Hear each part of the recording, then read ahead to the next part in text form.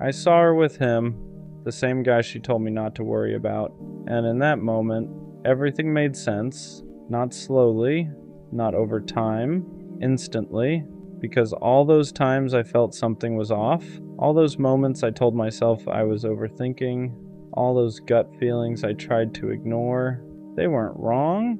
I just didn't want them to be true. At first I just stood there, not reacting, not moving, because there's something about seeing it with your own eyes that hits different than just thinking about it. It's not a guess anymore, it's not a feeling, it's real. And in that moment, everything I tried to deny became clear. I remembered every time she said, "He's just a friend. You don't have to worry about him. It's nothing like that." And I believed her, not because I was naive, but because I trusted her. And that's what made it hurt more. Not just seeing them together, but realizing I defended something that was already falling apart. All those moments where my gut told me something was off, I ignored them because I didn't want to be that guy, the one who overthinks, the one who questions everything, the one who doesn't trust. So I stayed calm, stayed understanding, stayed loyal, while she was slowly giving that energy to someone else. And seeing them together, it wasn't even what they were doing, it was how it looked. Comfortable, natural, like something that didn't just start, like something that had been building. While I was still trying to hold on to what we had, that's when it really hit me. I wasn't replaced overnight. I was replaced slowly, quietly, while I was still there.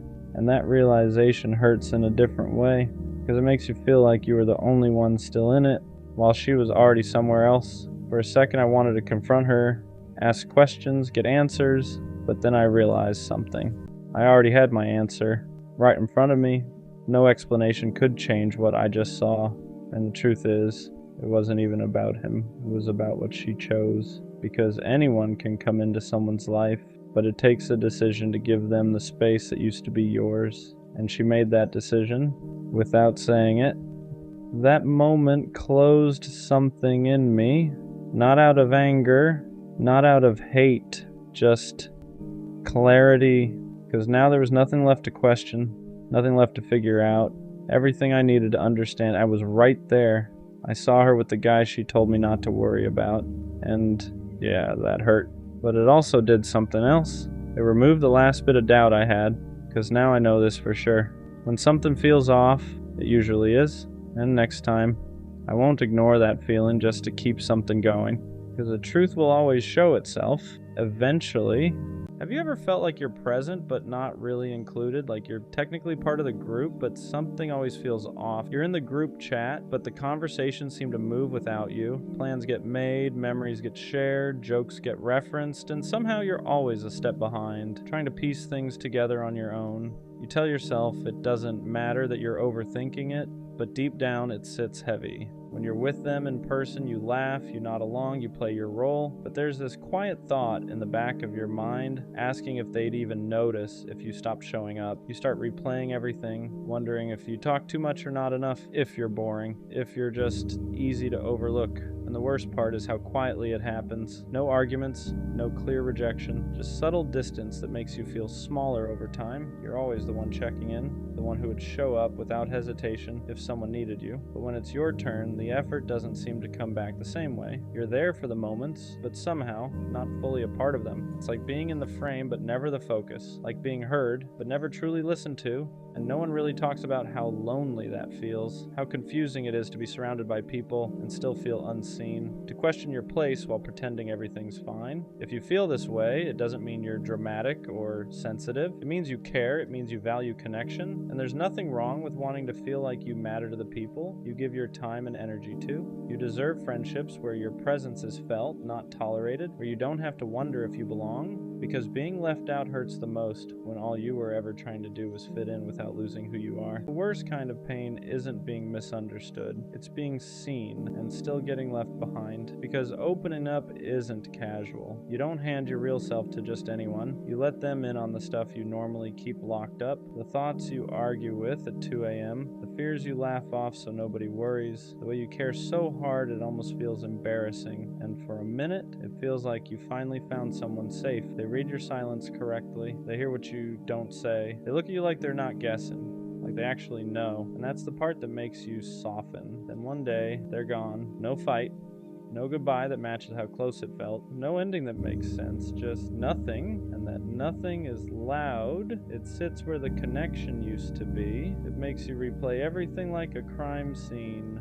What did I do? Was I too much? Did I share too early? Should I have stayed guarded? But listen, if someone leaves after you showed them the real you, that doesn't mean you were wrong for being real. It doesn't mean your depth is a problem. It just means they weren't prepared for what they asked to see. Being open isn't the mistake. The mistake is thinking you should shrink so people won't run, because the right people don't disappear when they understand you. They get closer. After they leave, the silence doesn't feel empty. It feels heavy, because now you're not just missing them, you're missing the version of yourself you were when you felt understood. You replay everything, not because you're obsessed, but because your brain is trying to make sense of something that never got an ending. You think about the way they listened, the way they noticed things nobody else did, the way you didn't have to explain yourself all the time, and now they're gone. So your mind starts filling in the gaps. You assume it must have been something you said, something you revealed too early, something you should have kept to yourself. That's how loss works when there's no closure. Your brain turns inward and starts pointing fingers. You don't just lose the person, you lose trust in your own judgment. You start telling yourself, yeah, next time don't say so much. Next time don't get attached. Next time stay surface level. And slowly, without realizing it, you begin shrinking, not because you want to, but because you're trying to protect yourself from feeling that again. But here's the part nobody tells you. What hurt wasn't opening up. What hurt was being met halfway and then abandoned. That doesn't mean vulnerability is dangerous. It means inconsistency is. And there's a difference. After something like that, trust doesn't disappear all at once. It just changes shape. You don't stop believing in people. You stop believing in consistency. You start noticing patterns everywhere, a slower reply, a shorter message, a shift in tone that probably means nothing, but your body reacts like it's everything. Because once you've been left after being seen, your nervous system remembers it before your mind does, so you stay alert, not dramatic, just cautious. You don't lean in the same way anymore, you hold back details, you soften your honesty, you keep parts of yourself for later, just in case later never comes. And the messed up part is, people don't always notice you doing this. They just feel a distance they can't explain. You still care. You're still present, but there's a layer of protection now, like glass between you and them, and you hate that because you remember how it felt before, how natural it was to let someone know you, how easy it felt to just exist without guarding every word. Now every connection feels like a risk assessment. This safe? Will they stay? Am I getting too close again? You don't ask these questions out loud, you just feel them, and slowly you start mistaking caution for growth. You tell yourself you're being mature, when really you're just afraid of reliving the same ending. But here's the truth. Trust didn't break because you opened up. It broke because someone showed you intimacy without responsibility, and that's not your fault. After being left like that, most people learn the wrong lesson. They think the problem was caring too much. They think the solution is to care less, so they start editing themselves. They become easier, quieter, less honest, less intense. They tell themselves, next time don't go so deep, next time don't show everything, next time stay in control. But all that really does is teach you how to survive connection, not how to experience it. You don't stop wanting closeness. You just start rationing it. You give people pieces instead of presence, versions instead of truth, highlights instead of depth, and then you wonder why connections feel empty now, why conversations don't hit the same, why nobody really knows you anymore, why being around people still feels lonely. It's because you didn't heal. You adapted. You learned how to avoid pain, not how to build something real again. And here's the hard truth. If someone can only stay when you're small, they were never meant to know you fully. Shrinking yourself doesn't protect you. It just delays the same outcome, because the people who leave when you're honest would have left eventually anyway. All hiding does is make you lose yourself before they're even gone. At some point, you have to unlearn the lie that your depth is what pushed them away. Because if depth were the problem, it would hurt everyone the same. But it doesn't. Some people lean into it, others panic. And the difference has nothing to do with you. Depth only feels overwhelming to people who haven't met themselves yet. To someone who avoids their own emotions, your honesty feels like pressure, your awareness feels like exposure, your care feels like responsibility. So they leave, not because you were too much, but because staying would have required them to show up in ways they weren't ready for. And that's important to understand. You weren't asking for perfection. You weren't asking for forever. You were just asking for presence, consistency, communication, effort that matched the closeness they accepted. That's not intensity, that's basic emotional accountability. But when someone isn't capable of that, they label it as too deep because it's easier than admitting they don't know how to stay. So no, your depth wasn't the problem. The problem was inviting someone into a space they didn't know how to hold. And that doesn't mean you should become lighter. It means you should become more selective. After something like this, a lot of people start punishing themselves without realizing it. They replay the moment over and over, looking for where they went wrong. They tell themselves, I should have seen it coming, I should have known better, I should have protected myself. But that's not growth, that's blame dressed up as reflection. You didn't fail by trusting, you didn't mess up by being open, you didn't lose because you cared, you just encountered someone who could only meet you halfway. And instead of letting that truth land, you turned it inward. You started questioning your instincts, your emotions, your ability to choose people. That's how one loss turns into self-doubt. You don't just grieve the person, you grieve your confidence in yourself, and slowly you start believing that maybe you're bad at choosing, that maybe your judgment can't be trusted. But here's what matters. You didn't misjudge their potential. You misjudge their capacity. Those are not the same things. Someone can see you, feel close to you, even care about you, and still not be capable of staying. That doesn't mean your instincts are broken. It means you gave someone access before you saw their limits clearly. That's not something to punish yourself for. That's something to learn from without hardening, because the goal isn't to trust less, it's to trust wiser. Opening up again after something like that feels risky, not because you don't want connection, but because you don't want to disappear inside it. You move slower this time, not closed, just intentional. You stop rushing closeness. You let consistency show itself before attachment does. You watch how someone handles honesty, not just how they respond to it, because being open doesn't mean being available to everyone. It means choosing who earns access. You learn that real safety isn't instant chemistry. It's follow-through. It's effort that doesn't fade when things get quiet. It's someone staying curious instead of pulling away. And you stop over-explaining yourself. You don't justify your needs. You don't apologize for caring. You don't chase clarity from people who disappear. Instead of communicate, that's not walls, that's boundaries. You realize you don't need to prove your depth anymore. The right people recognize it without being overwhelmed. And for the first time, opening up doesn't feel like self-abandonment. It feels like alignment. You're still honest, still real, still deep, just no longer handing your heart to people who haven't shown they can hold it. At the end of all this, you start to understand something important. The people who stay don't make you feel confused. They don't disappear when things get real. They don't make you guess where you stand. They don't make you question whether being yourself was a mistake. They stay because they see you, not in spite of it. They don't flinch at your depth. They don't rush you to be easier. They don't treat your honesty like a burden. They meet you with steadiness, not perfection, not constant intensity, just consistency, and that's how you know. Because real connection doesn't feel like walking on glass, it doesn't make you anxious after silence, it doesn't leave you replaying everything you said, it feels calm, grounded, safe in a way that doesn't need explaining. You stop wondering if you're too much, you stop preparing yourself for disappearance, you stop shrinking to be kept, and you realize something quietly powerful. The people who left weren't proof that you were hard to love. They were proof that you were inviting people into a depth they hadn't earned yet. And that's not something to regret, because being seen was never a mistake. Being honest was never a flaw. Caring deeply was never the wrong move. The right people won't vanish once they understand you. They'll stay because of it. The worst kind of pain isn't being misunderstood, it's being seen and still getting left behind. Because opening up isn't casual.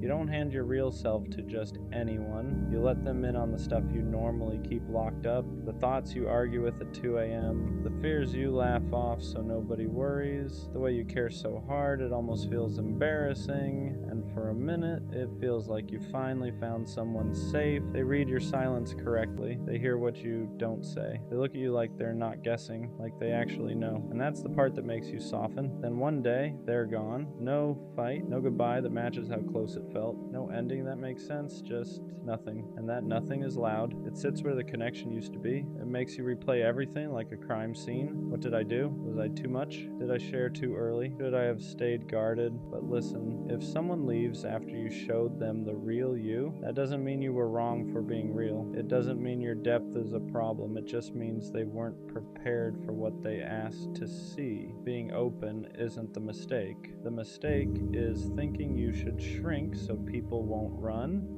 Because the right people don't disappear when they understand you. They get closer. After they leave, the silence doesn't feel empty. It feels heavy, because now you're not just missing them, you're missing the version of yourself you were when you felt understood. You replay everything, not because you're obsessed, but because your brain is trying to make sense of something that never got an ending. You think about the way they listened, the way they noticed things nobody else did, the way you didn't have to explain yourself all the time, and now they're gone. So your mind starts filling in the gaps. You assume it must have been something you said, something you revealed too early, something you should have kept to yourself. That's how loss works when there's no closure. Your brain turns inward and starts pointing fingers.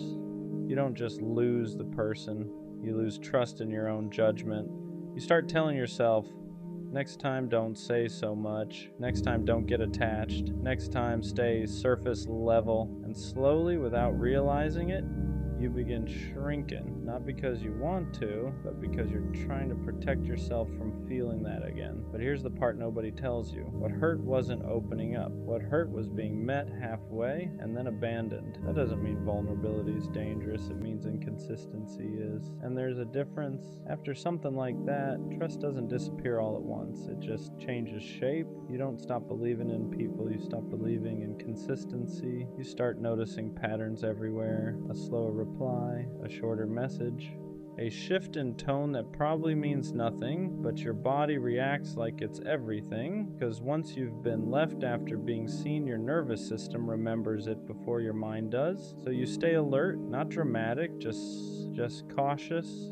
You don't lean in the same way anymore. You hold back details. You soften your honesty. You keep parts of yourself for later, just in case later never comes. And the messed up part is, people don't always notice you doing this. They just feel a distance they can't explain. You still care. You're still present. But there's a layer of protection now, like glass between you and them. And you hate that because you remember how it felt before. How natural it was to let someone know you. How easy it felt to just exist without guarding every word. Now every connection feels like a risk assessment. Is this safe? Will they stay? Am I getting too close again? You don't ask these questions out loud. You just feel them. And slowly you start mistaking caution for growth. You tell yourself you're being mature, when really you're just afraid of reliving the same ending. But here's the truth. Trust didn't break because you opened up. It broke because someone showed you intimacy without responsibility, and that's not your fault. After being left like that, most people learn the wrong lesson. They think the problem was caring too much. They think the solution is to care less, so they start editing themselves. They become easier, quieter, less honest, less intense. They tell themselves, next time don't go so deep, next time don't show everything, next time stay in control. But all that really does is teach you how to survive connection, not how to experience it. You don't stop wanting closeness, you just start rationing it. You give people pieces instead of presence, versions instead of truth, highlights instead of depth, and then you wonder why connections feel empty now, why conversations don't hit the same, why nobody really knows you anymore. Why being around people still feels lonely? It's because you didn't heal, you adapt. You learned how to avoid pain, not how to build something real again. And here's the hard truth. If someone can only stay when you're small, they were never meant to know you. Shrinking yourself doesn't protect you, it just delays the same outcome. Because the people who leave when you're honest would have left eventually anyway. All hiding does is make you lose yourself before they're even gone. At some point, you have to unlearn the lie that your depth is what pushed them away. Because if depth were the problem, it would hurt everyone the same, but it doesn't. Some people lean into it, others panic, and the difference has nothing to do with you. Depth only feels overwhelming to people who haven't met themselves yet, to someone who avoids their own emotions. Your honesty feels like pressure, your awareness feels like exposure, your care feels like responsibility. So they leave, not because you were too much, but because staying would have required them to show up in ways they weren't ready for, and that's important to understand. You weren't asking for perfection, you weren't asking for forever. You were just asking for presence, consistency, communication, effort that matched the closeness they accepted. That's not intensity. That's basic emotional accountability. But when someone isn't capable of that, they label it as too deep because it's easier than admitting they don't know how to stay. So no, your depth wasn't the problem. The problem was inviting someone into a space they didn't know how to hold. And that doesn't mean you should become lighter. It means you should become more selective. After something like this, a lot of people start punishing themselves without realizing it. They replay the moment over and over, looking for where they went wrong. They tell themselves, I should have seen it coming. I should have known better. I should have protected myself. But that's not growth.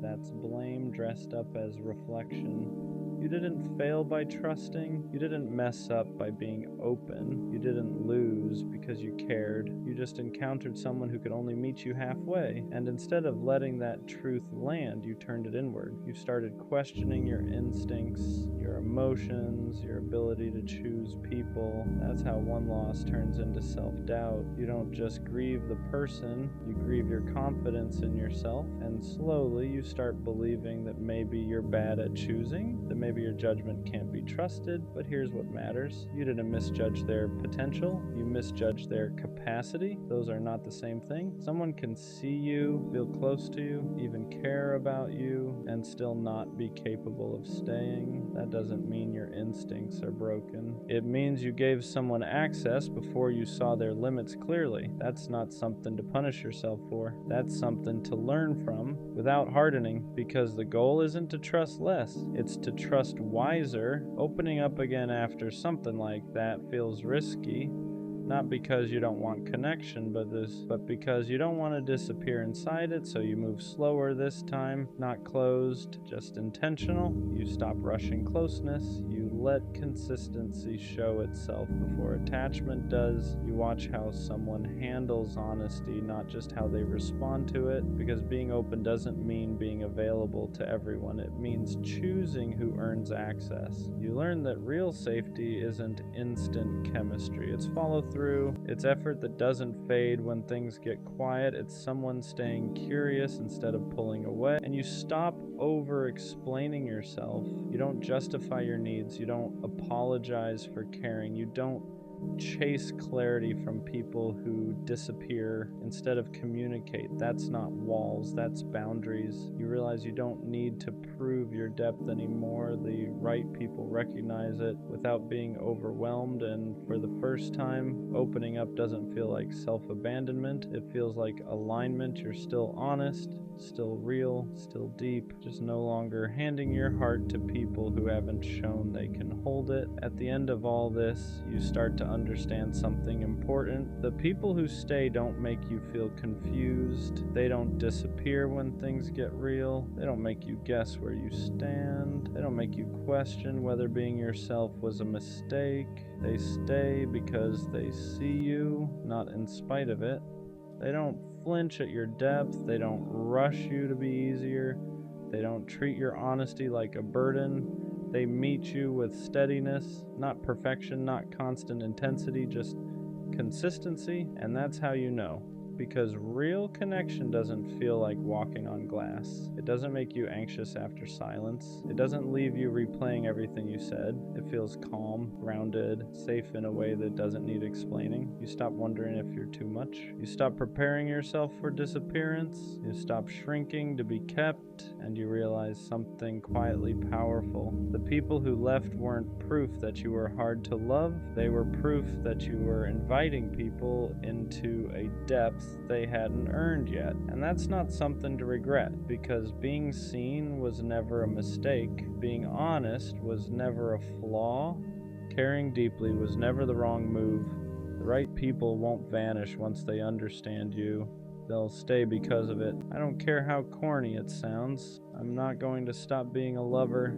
Not until I get the kind of love I've always imagined. The kind where there's no confusion, no wandering attention, no half-interest disguised as effort. Just one person, and a world that feels smaller because of it. I want love where focus doesn't drift, where nobody else even registers, where loving them feels instinctive, not forced. The kind of love that doesn't try to be cinematic, it just is. Two people driving with no destination, standing in open fields, traveling for no reason other than wanting to be together. The kind of love you don't just feel in your chest, you feel it in your soul, hot, intense, alive. And I don't understand how people walk around pretending that kind of love doesn't matter. Like love is casual, like attachment is embarrassing, like caring deeply is something you should hide, because love is everything. It's sharing the world with someone, learning their habits, reading their moods, knowing them in ways no one else does. It's going from stranger to someone you can't imagine life without. And yeah, love comes with risk, heartbreak, loss, pain, but I'm here for all of it. Because if that's the price of loving deeply, I'll pay it. I'll take the uncertainty, I'll take the scars, I'll take the ache that comes with caring. What makes it hard sometimes isn't loving deeply, it's loving deeply in a world that pretends not to care. People act like being attached is weak, like wanting someone fully is desperate. They call it being nonchalant. They call it cool. They call it protecting yourself. But to me, it just feels empty. I don't want love that's casual. I don't want half interest. I don't want to pretend I wouldn't be devastated if I lost someone I truly cared about. I want to feel it, all of it. I want the kind of love where my heart is completely in, no exits, no backups, no pretending. And yeah, that makes me vulnerable. It means I get hurt easier. It means I feel things more intensely, but I'd rather feel everything than live numb just to look unbothered. Because loving deeply isn't weakness, it's courage. It takes guts to say, I want you fully. I'm choosing you. I'm not scared to care. And maybe that's why it feels lonely sometimes, because not everyone is built to love like that. Some people close their hearts after pain. Others keep theirs open, not because they're naive, but because they refuse to let disappointment turn them cold. You don't love deeply because it's easy. You love deeply because it's who you are. And even when it costs you, you'd still rather feel everything than live a life that feels hollow. You already know how this can end. You know love can break you. You know it can leave scars. You know it can take pieces you don't get back. And still, choose it. Not because you're reckless, not because you're desperate, but because a life without love feels smaller than a life with heartbreak. You're not chasing perfection, you're chasing connection. The kind that makes ordinary moments feel alive, the kind that makes the world feel louder and quieter at the same time. And once you've felt even a glimpse of that, you can't pretend you don't want it anymore. So yeah, you risk it again, you open your heart again, you believe again. Not because you forgot the pain, but because you decided it wasn't stronger than your capacity to love. Being a lover boy doesn't mean you ignore reality. It means you face it and still choose love anyway. You're not asking for perfection, you're asking for presence, for a love that feels mutual, chosen, clear, and wanting that doesn't make you unrealistic, it makes you honest. Because once you know how deeply you can love, you stop settling for anything that asks you to dim that fire. So, no, the lover boy in you isn't dying, he's just waiting. And when the right love finally arrives, he'll be ready. What people don't realize is how much strength it takes to stay soft in a world that rewards detachment. It's easier to act unbothered, easier to keep things light, easier to pretend you don't care that much, but you were never built that way. You don't love halfway, you don't feel quietly. When you care, it shows in your effort, in your loyalty, and how present you are. And that's exactly what people try to shame out of you. They tell you you're too much, too attached, too intense. Like love is something you're supposed to ration. So sometimes you wonder if you should change, if caring less would protect you, if closing off would finally make things easier. But every time you try, it feels wrong, because pretending not to care cost you more than heartbreak ever did. You don't want a love where you're constantly monitoring yourself, where you have to downplay your feelings to seem cool. You want a love where effort isn't embarrassing, where loyalty isn't laughed at, where wanting someone fully isn't treated like a flaw. And yes, that kind of love is rare, not because it doesn't exist, but because not everyone has the capacity for it. Some people love with caution, some love with conditions, some love with one foot out the door. You love with your whole chest, and that means when it ends, it hurts differently. You don't just lose a person, you lose the future you already pictured, the version of yourself that only existed with them. But even after that pain, you don't harden, you don't turn cold, you don't become bitter, you grieve, and then you stay open. Not because you're naive, but because you understand something others don't.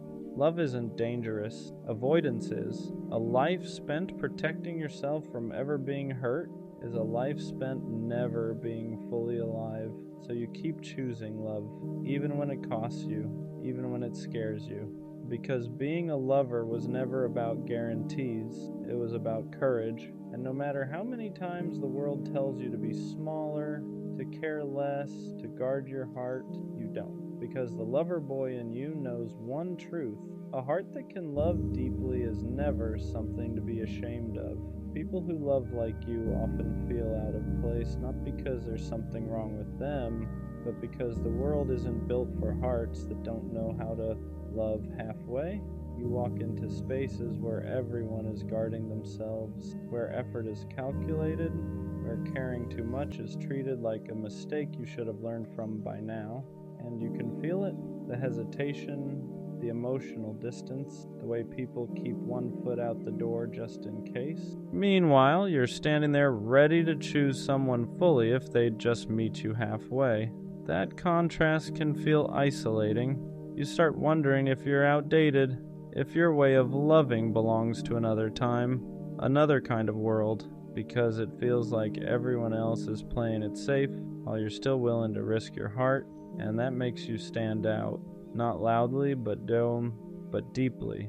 You don't bond casually, you don't talk just to fill silence. When you connect, you notice things others miss, you remember details people forget, you show up in ways that don't disappear easily, and that kind of presence can be uncomfortable for people who aren't ready to be seen that closely. So they pull back, they joke about you caring too much, they call your intensity a lot, not because it is, but because they don't know how to match it. That's the part that hurts, realizing you're not too much, you're just too deep for people who only know how to skim the surface. You don't want love that feels convenient, you want love that feels intentional.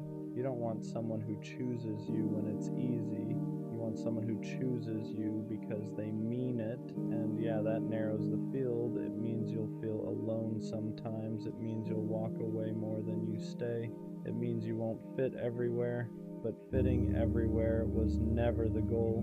Belonging was. The lover boy in you isn't broken because he doesn't blend in. He just hasn't found the place where his kind of love is spoken fluently. And when he does, it won't feel like standing out anymore. It'll feel like coming home. Loving this deeply almost always comes with loneliness first. Not because you're doing something wrong, but because alignment takes time. When you love with your whole heart, you don't rush into anything just to feel chosen. You don't settle for attention that fades. You don't accept half presence just to avoid being alone. And that means there are stretches where it feels like everyone else has someone and you don't. You watch people pair up quickly, jump from connection to connection, call it love because it fills the space, and sometimes you wonder if you're being too patient, too selective, too unwilling to compromise. But deep down, you know the truth. You're not afraid of being alone. You're afraid of being half-loved. You don't want a relationship that feels like constant self-editing, where you have to mute your feelings, where your intensity is treated like a problem instead of a gift. So you wait, not passively, intentionally. You keep your heart open, but your standards intact. And that's the lonely part no one talks about. Choosing alignment over company, choosing depth over distraction, choosing to sit with the emptiness rather than fill it with something that won't last. Some nights it feels heavy. You question whether it's worth it, whether anyone will ever meet you at the level you're willing to love. But then you remember something important. The love you want can't be rushed. It needs two people who aren't scared of closeness, who don't joke about vulnerability, who don't treat commitment like a trap. And until that shows up, being alone is still safer than shrinking yourself. The lover boy in you isn't lonely because he's lacking. He's lonely because he's waiting for something real. And real love doesn't arrive loudly. It arrives aligned. The lover boy gets misunderstood a lot. People look at the way you love and assume it comes from neediness, from insecurity, from not knowing how to be alone. But that's never been true. You don't love deeply because you're afraid of being by yourself. You love deeply because you know how to be alone and still choose connection. There's a difference. You're not reaching for someone to fill a void. You're reaching because you want to share a life you already know how to carry on your own. But in a world obsessed with detachment, depth gets mislabeled, caring becomes too much, consistency becomes clingy, wanting clarity becomes pressure, so people tell you to chill, to play it cool, to act like you don't care as much as you do. And for a while you try. You soften your words, you hold back your feelings, you pretend you're less invested than your heart actually is. But it never feels right. Because loving quietly when you feel loudly starts to feel like lying to yourself. You don't want to be mysterious. You don't want to be distant. You don't want to be someone who treats love like a game of leverage. You want honesty. You want effort that isn't embarrassing. Commitment that isn't mocked. Connection that doesn't require you to minimize who you are. And the truth is, people who can't handle that were never going to meet you where you stand anyway. They confuse emotional availability with weakness because they've never felt safe enough to offer it themselves. So they pull away, they joke, they keep things light, not because you're too much, but because your depth asks them to be real. And not everyone is ready for that. The lover boy isn't misunderstood because he loves wrong. He's misunderstood because he loves honestly in a world that prefers control. And one day, someone won't ask you to tone it down. They won't call your care extra. They won't flinch at your intensity. They'll recognize it because they've been looking for someone who loves like you. without fear, without games, without holding back. One thing people get wrong about you is thinking you lose yourself in love, that you disappear, that you abandon who you are, just keep someone close. But that's not what loving deeply means to you. You don't give your heart away blindly. You give it intentionally. You're aware of the risk. You feel the fear. You know exactly how much it can hurt, and you still choose to love, not because you don't value yourself, but because you refuse to live guarded out of fear. There's a difference between protecting your heart and closing it. Closing it is pretending you don't care. Protecting it is knowing when to walk away without turning cold. And that's something you had to learn the hard way. You've loved people who couldn't meet you emotionally, who enjoyed your warmth but never offered shelter in return. And each time you didn't lose your softness, you refined it. You learned to notice effort, to listen to consistency, to believe actions more than potential. You learned that loving deeply doesn't mean tolerating confusion. It doesn't mean waiting forever. It doesn't mean accepting less than what you give. So now you love with boundaries, not walls, boundaries. You stay open, but you don't stay where you feel unseen. You express yourself, but you don't beg to be understood. You give fully, but only where there's room for you. That's growth. The lover boy in you didn't harden, he matured. He learned that protecting his heart doesn't mean dimming his light. It means choosing spaces where that light is welcomed. And that's why when you love again, it won't consume you. It'll expand you, because this time you won't confuse intensity with imbalance. You'll recognize the difference between passion and peace. At some point, you stop mistaking chaos for passion. You stop thinking intensity means confusion. You stop believing love has to feel unstable to feel real. That shift doesn't happen overnight. It comes after loving people who kept you guessing, after giving effort that wasn't matched, after realizing how tired you were from loving alone in a two-person connection. Because for a long time, you thought love was supposed to feel urgent, heavy, like something you had to fight for. But real reciprocity feels different. It doesn't spike your anxiety. It doesn't make you question your place. It doesn't leave you replaying conversations or wondering if you asked for too much. Mutual love feels calm, not boring, steady.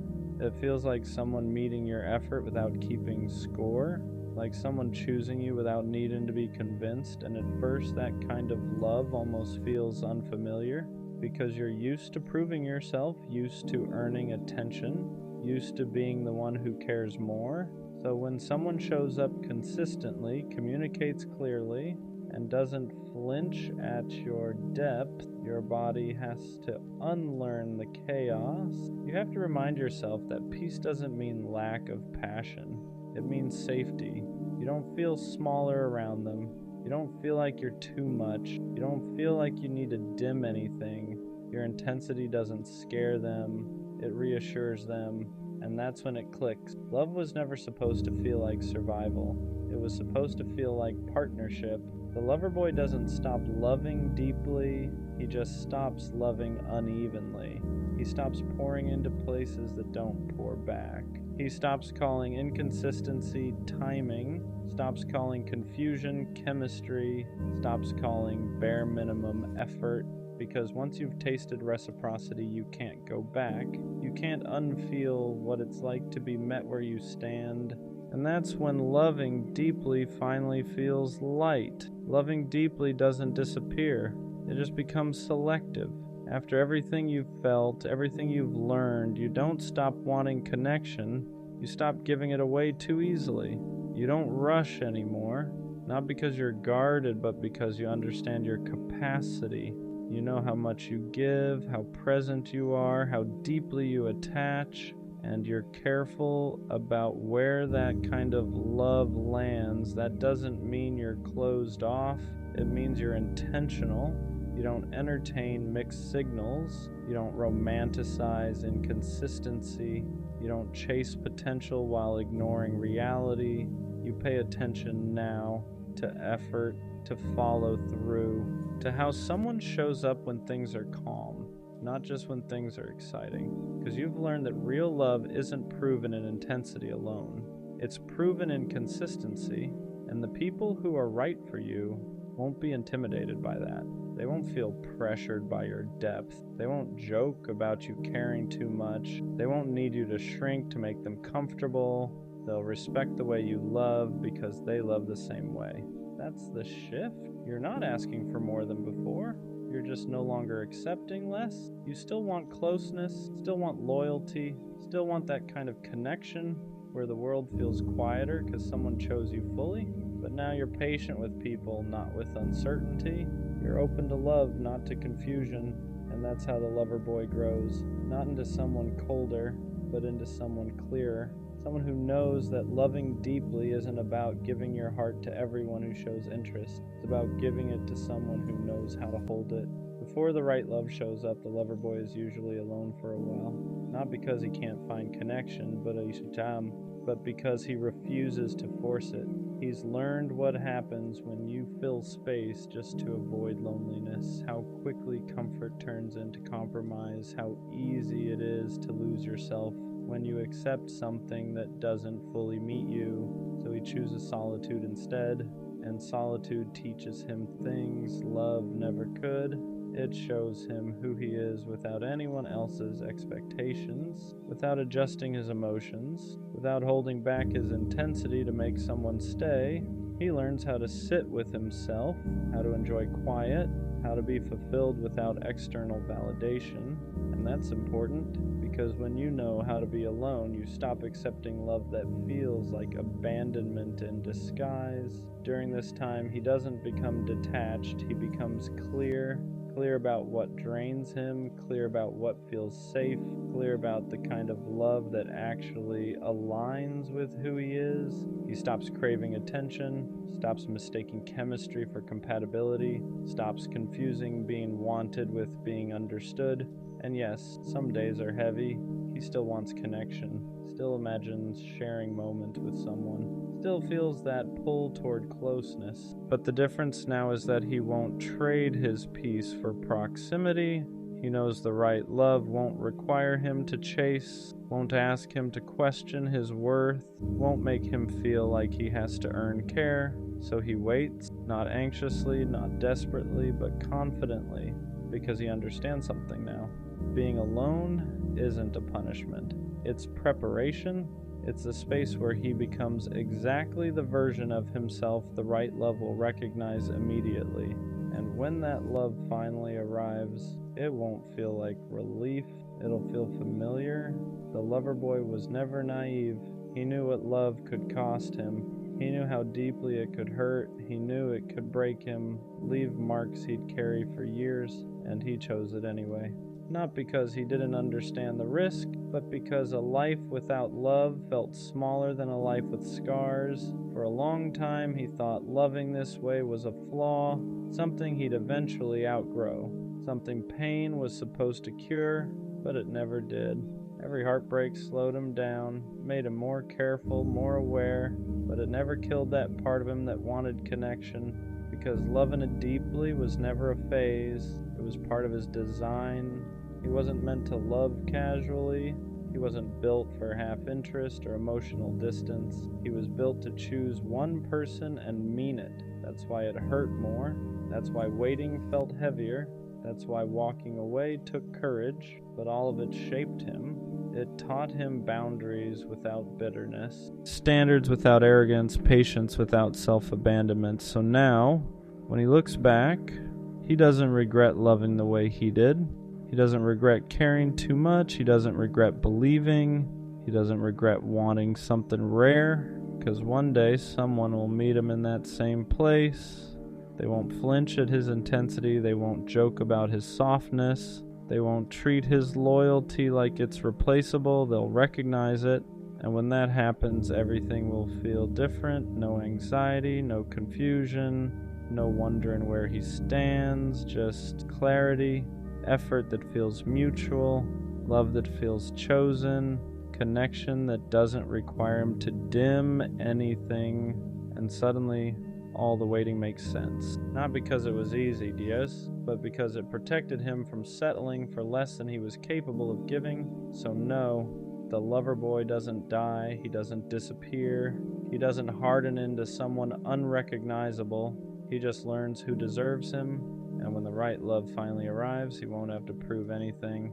He'll simply be met, and that's all he ever wanted. One of the hardest things to accept is caring deeply about someone and realizing there's nothing you can do to make them feel the same way. You can show up, be honest, try again and again, and still end up in the same place. No matter how genuine your intentions are, no matter how real your feelings feel, they just don't see you the way you see them. And that's the kind of pain that sits quietly in your chest. You keep hoping that maybe this time will be different. Maybe if you explain yourself better, maybe if you give them more space, maybe if you stay consistent long enough, they'll finally notice. But they don't. And that doesn't mean you weren't enough. It just means their heart was never available to you in the first place. What makes it worse is how your mind tries to cope. You tell yourself there's nothing you can do, that it is what it is. But deep down, you still wish. You still imagine them choosing you one day. You still replay moments wondering if you missed a sign or said the wrong thing. You convince yourself these feelings will never fade, that you'll always feel this attached, this stuck. But that part isn't true. Feelings feel permanent when you're inside them. They feel endless when you don't see a way out. But time changes things, distance changes things, perspective changes things. Eventually you start to see the situation clearly. You realize how exhausting it was to keep giving your heart to someone who never intended to hold it. Chasing someone who doesn't want you doesn't make you passionate, it makes you tired. Love is not something you have to persuade someone into. You shouldn't have to prove your worth or compete for basic interests. Real connection doesn't require convincing. It doesn't require repeated rejection. And yes, maybe she feels different. Maybe she feels rare, special, unforgettable. When you care deeply, your mind puts people on a pedestal.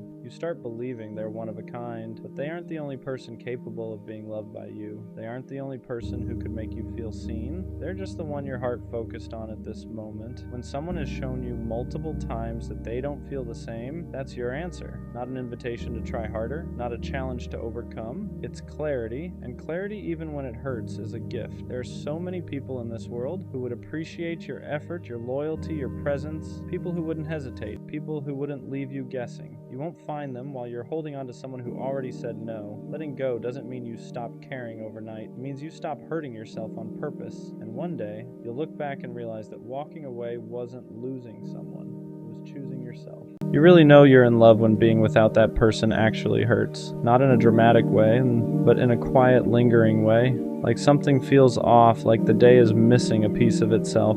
You feel this constant longing for them. You start counting the days, the hours, until you finally get to see them again. And no matter how many people you're around, no one else can spark the same emotions they bring out of you so effortlessly. And the crazy part is, you were never even this type of person. You liked being alone, you preferred your own space, you didn't really enjoy going out, making plans, or being around people for too long, but with them, it's different. For the first time, you actually want to go outside, you want to plan things, you want to explore, experience new places, do things you never imagined yourself doing. Being with them opens your eyes to parts of life you ignored before. They pull you out of your shell without forcing it. They make the world feel bigger instead of overwhelming. And when they're not around, it doesn't just feel lonely. It feels like you're missing a side of yourself. You're the calm one, the quiet one, the steady one. And she's the energetic one, the spontaneous one. The chaos that somehow fits perfectly into your peace. She fills a gap you didn't even realize was there. Not because you were incomplete, but because she complements you in a way that feels natural, not forced. There's no games with her, no confusion, no guessing how she feels. Everything just feels, right.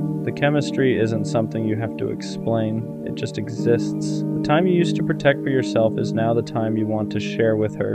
And that alone says everything. Because you never thought you'd let someone this close. You never thought you'd want to share your space, your routines, your silence. When you realize all of that, when someone becomes both your comfort and your excitement at the same time, that's when you know you're truly in love. You wanted her. There's no point pretending otherwise. You didn't just like her, you imagined a future with her. You pictured small moments turning into something bigger. Late nights, shared laughs, quiet mornings. You replayed conversations in your head, wondering what they meant, wondering what could have been. And somewhere along the way, you gave more than you should have. Not because you were weak, but because you cared deeply. And that's the part that hurts first. Losing someone you imagined a future with doesn't just sting, it shakes you. Missing someone who no longer misses you back feels heavy in a way that's hard to explain. But here's the truth that takes time to settle in. Missing someone doesn't mean you need them. And needing someone who could walk away without looking back isn't love. It's you slowly forgetting your own worth. When you pour everything into someone, you start shrinking yourself without realizing it. You start waiting for replies, waiting for effort, waiting for reassurance that should never have been questioned. You begin measuring your value by how much they choose you, and that's where you lose yourself. Not because you love too hard, but because you love someone who couldn't meet you where you stood. Think about it. Before she entered your life, you existed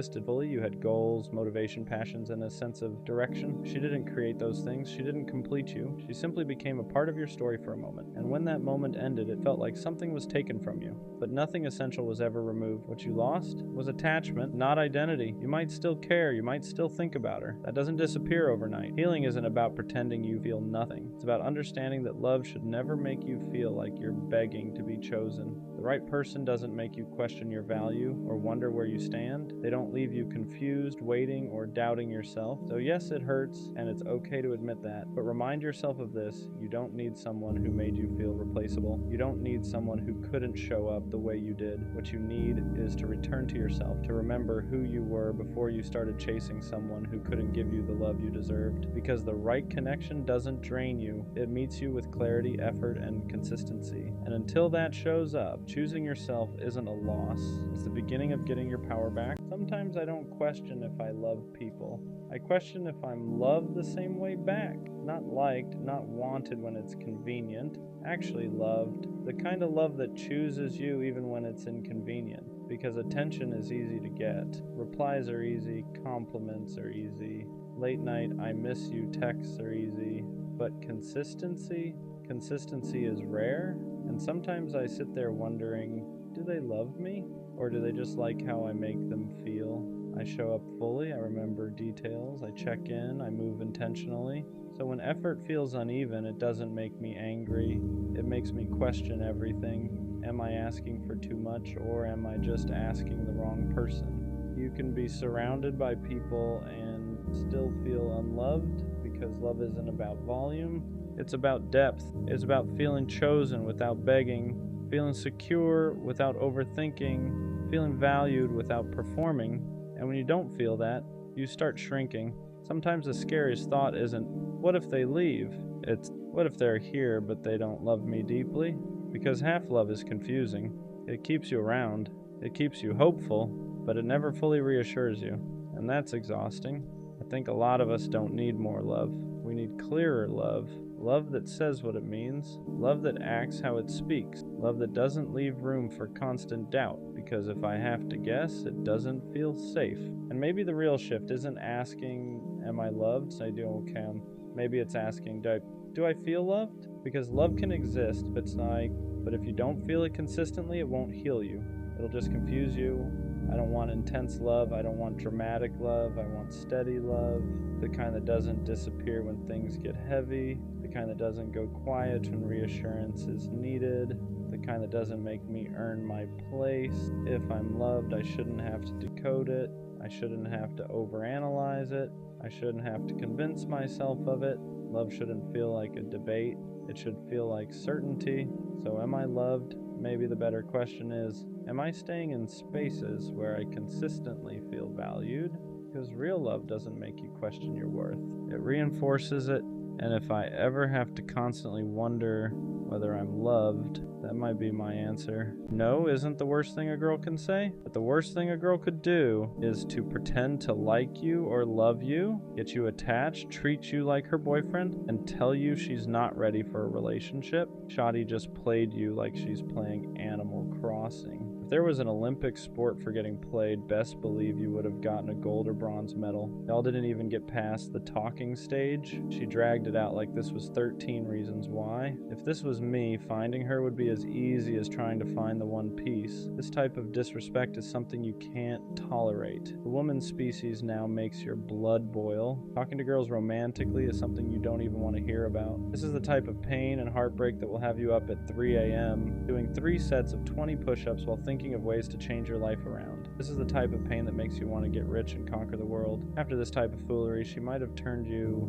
nonchalant. Now every girl you meet after her suffers. It's like she broke the way you loved and trusted. This is honestly most of us guys' lore. A lot of us aren't born nonchalant. It's usually someone who makes us feel that we need to be this way to protect ourselves from the way we were once hurt. This is why I always say don't give away your love and your heart too soon. Then it could all be a game of poker, and these girls are waiting for you to show your hand so they can crush you and take you for everything you have. After that kind of situation, you don't just move on like nothing happened. People act like you can just charge it to the game, but that game took something from you. It took the version of you that believed words matched actions. It took the version of you that assumed consistency meant interest, that effort meant intention. And once that's gone, it doesn't come back easily. You start noticing the shift in yourself. You don't text first as much anymore. You hesitate before opening up. Compliments feel suspicious. Affection feels temporary. You're no longer asking, do I like her? You're asking, is this even real?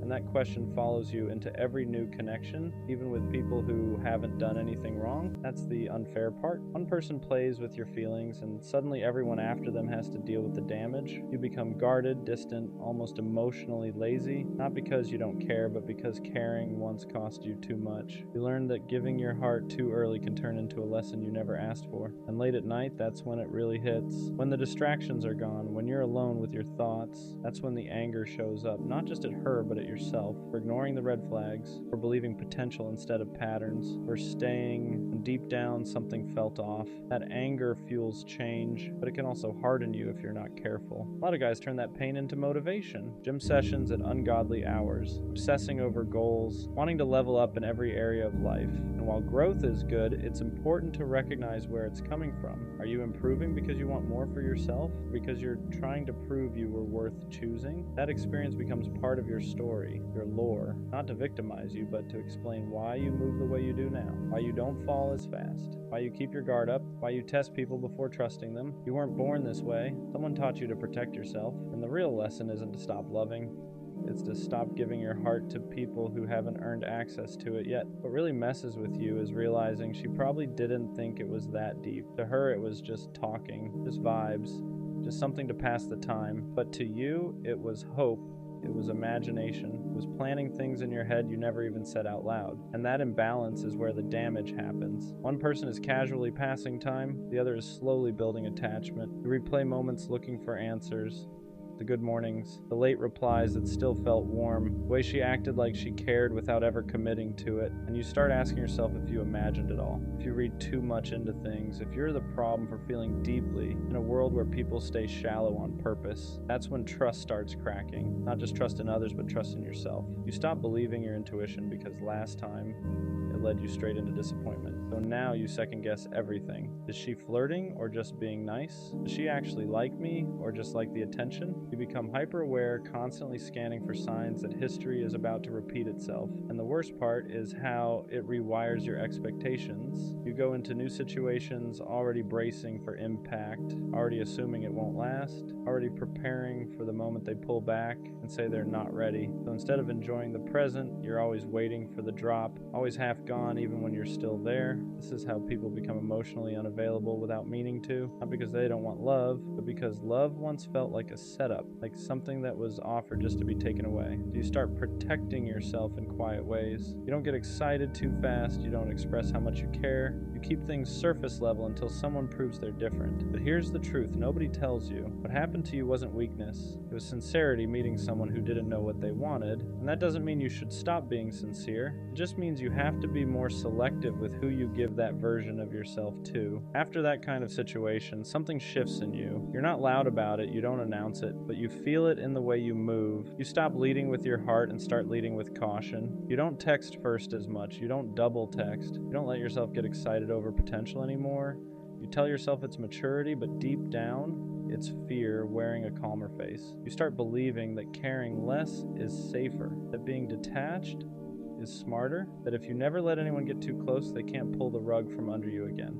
So you keep people at arm's length, you flirt without intention, you talk without expectation, you convince yourself this is control, but really it's armor. And sometimes you miss the old you, the version of you that loved freely, that didn't overthink every reply, that didn't feel embarrassed for being excited about someone. You miss how deeply you used to feel before it backfired. You don't know how to go back without risking the same pain again. That's how one situation can bleed into every future one. You start punishing people who haven't done anything wrong yet, not intentionally but subconsciously. You assume they'll leave, assume they'll switch up, assume they'll say they're not ready once you get attached, so you stay one step ahead emotionally, just in case. And the scary part is how normalized this becomes. People praise you for being nonchalant, for not caring too much, for being unbothered. They don't see the nights you still replay things in your head. They don't see how guarded you've become. They don't see how badly you still want something real, even though you act like you don't. But here's the part you need to hear. Becoming colder isn't healing, it's surviving. And survival is not the same as growth. You didn't lose because you cared. You lost because you cared about someone who wasn't capable of matching it. One day, someone will come into your life and your walls will confuse them. They'll feel the distance, they'll wonder why you hesitate, and you'll have to decide whether you're going to keep letting the past decide how you love, or whether you're ready to risk feeling again, this time with someone who actually means it. Here's the truth nobody really prepares you for. The hardest part isn't getting played, it's what happens after, when you meet someone new who actually treats you right, and you don't know how to receive it. Their consistency feels suspicious. Their interest feels too good to be true. When they text back fast instead of feeling secure, your mind starts asking, what's the catch? Because your brain remembers patterns, remembers how attention turned into attachment, and attachment turned into disappointment. So now every good thing feels temporary. You don't relax into love anymore, you brace for impact. You're always waiting for the switch up, the moment they pull away, the moment they say they're not ready, the moment you realize you were just another phase to them. And it's exhausting, because part of you wants to love again the way you used to. Fully, honestly, without holding back. But another part of you is screaming not to, telling you that being vulnerable is dangerous, that letting someone see you is how you get hurt, so you stay halfway in, halfway out. Enough to not be alone, but not enough to be devastated again. That's why you start confusing peace with boredom. Healthy love feels quiet compared to chaos. There's no guessing games, no mixed signals, no emotional roller coaster. And because you got used to inconsistency, stability feels unfamiliar, almost wrong. You catch yourself thinking, why isn't this hurting? Why am I not anxious? And that's when you realize how much damage was done, but healing doesn't mean you'll never be cautious again. It means learning when caution is protecting you, and when it's sabotaging something good. It means unlearning the belief that love has to hurt to be real. It means reminding yourself that not everyone is playing a game, even if someone once did. You're not broken for being guarded, you're human. You adapted. Don't let one person's inability to love you properly rewrite who you are at your core. Because the version of you that loved deeply wasn't weak. That version was brave. And one day, when it's safe again, you'll recognize that feeling, and you'll know it's finally real. What nobody tells you is that after being hurt like that, you don't become heartless overnight. You become careful. You start analyzing everything, tone, timing, energy. You replay conversations in your head, not because you're obsessed, but because you're trying to protect yourself from ever feeling that stupid again. You promise yourself you'll never miss the signs next time. So when someone new comes around, you don't jump in, you test the waters, you pull back just to see if they'll step forward. You stop texting first, not because you don't care, but because you're scared of caring more again. You don't want to be the only one invested, you don't want to be the one waiting ever again. And sometimes that defense mechanism costs you something real. The person in front of you isn't the one who hurt you. They're not playing games, they're not keeping you around for attention. They're just trying to get to know you, but your heart doesn't know the difference yet. It's still in survival mode. You might even catch yourself pushing them away emotionally, acting distant, acting unbothered, acting like you don't care as much as you actually do, because caring openly once led to pain, and you don't want to relive that lesson. You tell yourself you're just being smart now, more mature, more controlled. Deep down, there's a part of you that misses loving without fear, and that's the conflict. You want connection, but you don't want to bleed for it. You want intimacy, but only if it doesn't cost you your peace. So you move slow, you keep walls up, you tell yourself if it's meant to be, they'll stay. And if they leave, at least you didn't give them everything. Just know this. Healing isn't about rushing back into who you were before. It's about choosing who you want to be now. Someone wiser, someone more aware, but still open, still capable of real love. Because the goal was never to become cold, it was to stop giving your warmth to people who couldn't handle it. Here's the truth. most people never say out loud. Becoming guarded doesn't mean you lost your ability to love. It means you finally learned your worth. There's a difference. You didn't harden because you're bitter. You hardened because you had to survive something that broke you when you were genuine. You remember how freely you used to give, how you didn't hesitate, how you showed up with your whole chest, no hesitation, no backup plan. You didn't measure effort, you didn't keep score, you just loved. And when that got taken advantage of, it didn't just hurt your heart, it shook your identity, it made you question if being that open was a mistake. So now you hesitate, you don't open up right away, you don't trauma dump, you don't promise things too early, you don't let people know how deeply you feel until they've proven they're safe. And that's not weakness, that's discernment, that's growth. But sometimes people misunderstand that version of you. They call you distant, nonchalant, emotionless. They don't see the emotional discipline it took to become this way. They don't see the nights you had to teach yourself how to let go, how to sit with silence, how to stop chasing explanations that were never coming. And yeah, it gets lonely sometimes because not everyone has the patience to get past your walls. Not everyone understands that consistency matters more to you now than words. That effort means more than promises. That actions are the only language you really trust. The right person won't rush you. They won't demand access to parts of you they haven't earned. They won't punish you for protecting yourself. They'll understand that loving you means moving at your pace, showing up even when you don't ask, being steady when you're cautious. You're not broken. You're recalibrated. You didn't lose your softness. You just learned to aim it better. And one day, when someone proves they can handle your heart without hurting it, you'll feel it, because you'll want to open up again, not out of fear of losing them, but because it finally feels safe to stay. What people don't realize is that the walls you built weren't meant to keep love out. They were meant to keep the wrong people from walking in and wrecking everything again. You didn't wake up one day and decide to be distant. You became distant after explaining yourself one too many times to people who never listened, after forgiving things you never should have had to forgive, after loving someone who treated your heart like something disposable. There was a version of you that believed effort would always be met halfway, that if you just loved harder, communicated better, stayed patient longer, things would work out. And when that belief collapsed, it didn't collapse quietly, it shattered, because you weren't just mourning a person, you were mourning the version of yourself that thought love was always safe. So now you watch patterns, you notice energy shifts, you pay attention to how people show up when it's inconvenient, not when it's easy. You don't get attached to potential anymore. You don't romanticize promises.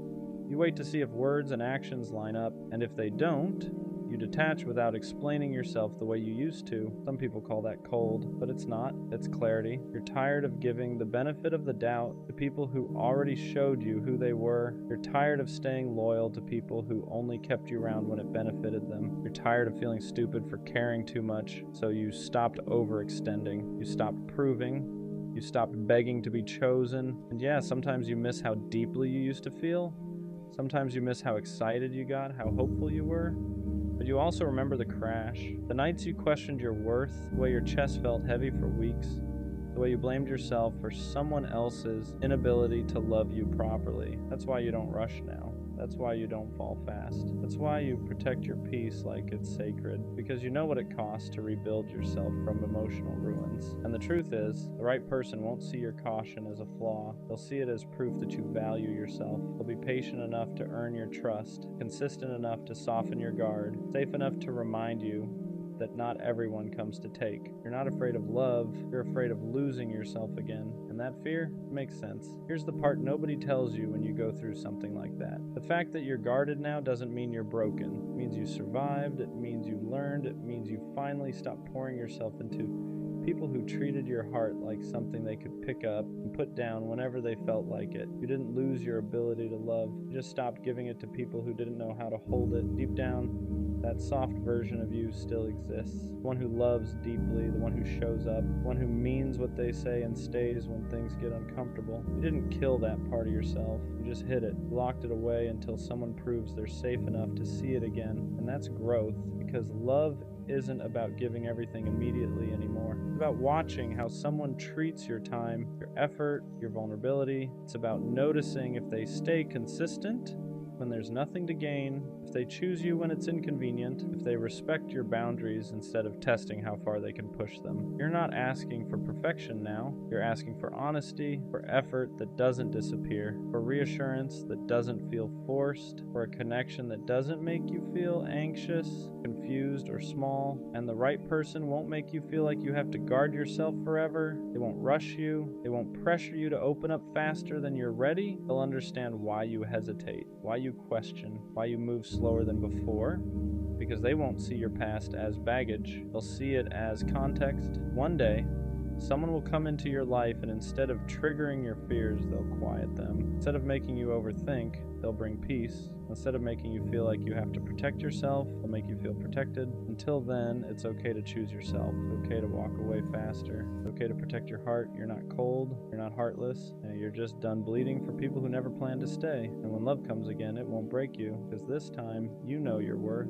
She replaced me in a week, 7 days. And I've replayed that number in my head more times than I'd like to admit. Because when something you invested months, maybe years, into gets swapped out in 7 days, it doesn't just hurt, it destabilizes you. It makes you question your perception, it makes you question your value, it makes you question whether what you had was ever real in the first place. I keep thinking about how we ended the conversations, the tone, the way she said she needed time, the way she said she had to focus on herself, and then a week later there's someone else standing where I used to stand. So what was the truth? Was she grieving while I was still loving? Was she detaching while I was trying? Was I the only one still emotionally present toward the end? Because you don't replace someone in a week unless you were already halfway gone. That's the part that keeps echoing in my mind. You don't wake up on Monday heartbroken and by Sunday decide you're ready for someone new. That's not healing, that's transition. And if she transitioned that smoothly, that quickly, then maybe I wasn't as permanent in her world as she was in mine.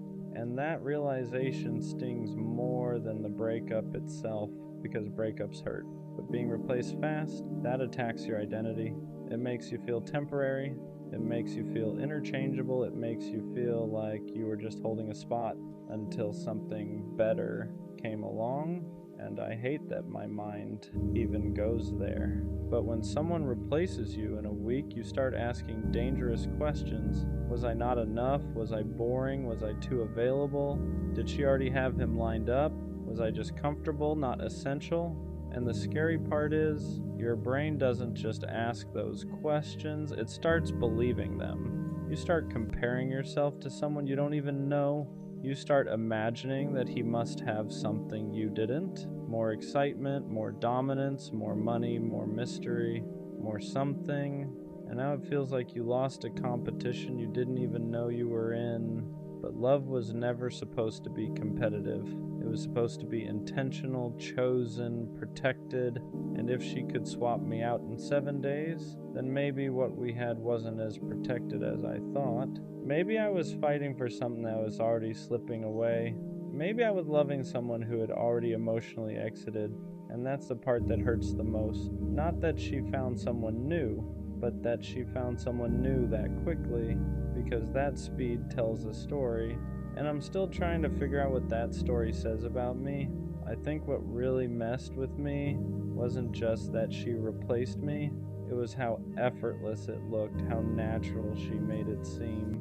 Like I was just a chapter she flipped past without rereading. Because I'm still here sitting with it, still replaying the last conversations in my head, still wondering if I missed signs, still trying to understand where it actually started falling apart, and she's already smiling next to someone new. That kind of speed doesn't just hurt, it humiliates you. It makes you feel like you were the only one emotionally invested at the end. Like while you were trying to fix it, she was already detaching.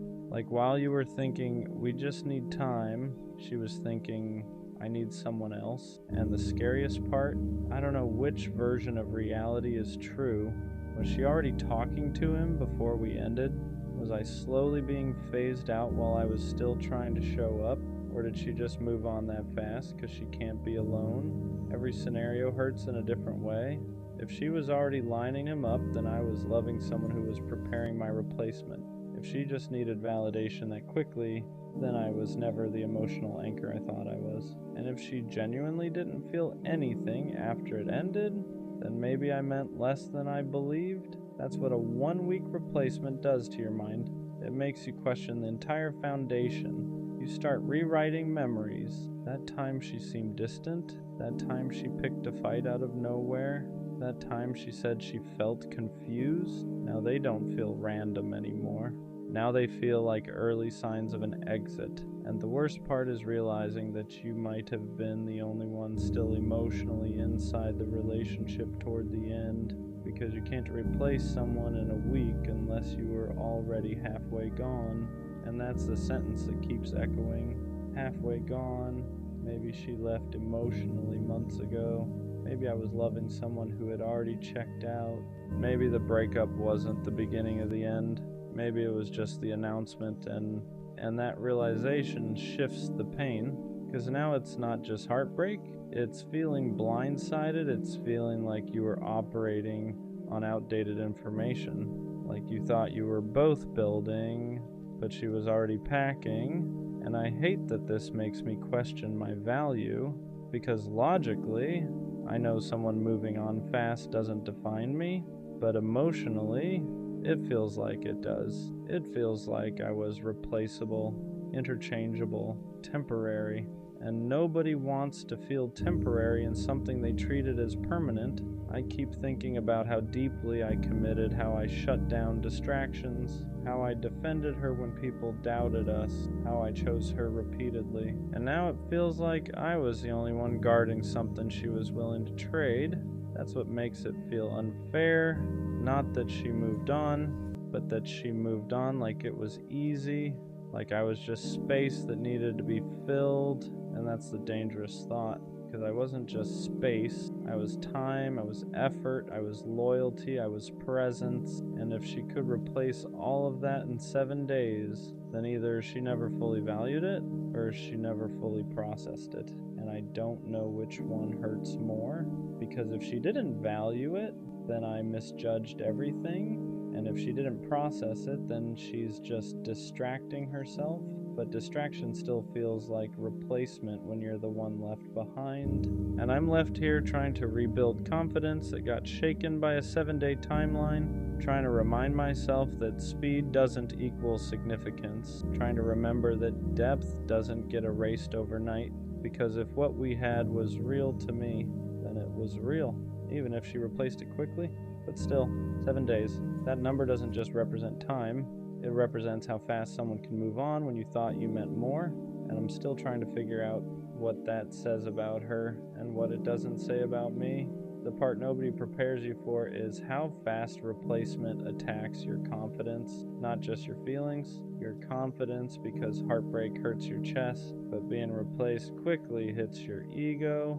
And ego isn't pride, ego is identity. It's how you see yourself. And when someone moves on in a week, your brain starts filling in blanks you never wanted to think about. You start comparing yourself to someone you don't even know. What does he have that I don't? Is he more exciting, more unpredictable, more emotionally unavailable, more dominant, more detached? Did she need someone less steady, less serious, less invested? You start dissecting yourself like you were the problem to be solved. And that's dangerous, because now it's not just about her moving on, it's about you feeling like you lost to someone else, like this was a competition, like you were weighed against another option and didn't measure up. But here's the part that doesn't get talked about. If someone can replace you in a week, they didn't replace you. They replaced the role, they replaced the attention, they replaced the space, they replaced the feeling of not being alone, but connection, real connection, that doesn't get swapped that quickly. You can substitute company, you can substitute validation, but you can't duplicate depth overnight. And I have to keep reminding myself of that, because when you see them laughing together, posting together, looking comfortable together, your mind doesn't care about logic. It sees images and it translates them into meaning. They're happier. She upgraded. You weren't enough. But images don't show history. They don't show inside jokes. They don't show late night vulnerability. They don't show how deeply you invested. They show a moment, and moments are easy to manufacture. Depth takes time, and if she replaced me in 7 days, then either she had already emotionally left long before we officially ended, or she doesn't process loss the way I do. And both are hard to accept, because if she left emotionally before I did, then I was loving someone who was already gone. And if she doesn't process loss deeply, then I was loving someone who doesn't sit with pain. She escapes it. And escape looks like replacement when you're the one grieving. I won't lie though. Part of what hurts is feeling disposable. Like I was just a chapter. Like I was just a phase. Like I was someone she needed for that season. And once it was over, I was easy to move past. But here's what I'm starting to understand. People who move on that quickly aren't necessarily healed. They're avoiding, they're filling silence, they're covering discomfort, because sitting alone after a breakup is uncomfortable. It forces reflection, it forces accountability, it forces grief, and not everyone has the emotional discipline to sit with that. Some people run straight into the next distraction, not because the previous person meant nothing, but because feeling nothing feels easier than feeling everything. And I need to remember that her timeline isn't a measurement of my worth. It's a reflection of her coping style. Still, that doesn't erase the sting, because I'm still here thinking about what we had. Still processing, still grieving, still reconstructing my confidence, and she's already building something new. That imbalance feels unfair, like I'm stuck in emotional traffic while she sped through the exit ramp, and maybe that's the hardest pill to swallow.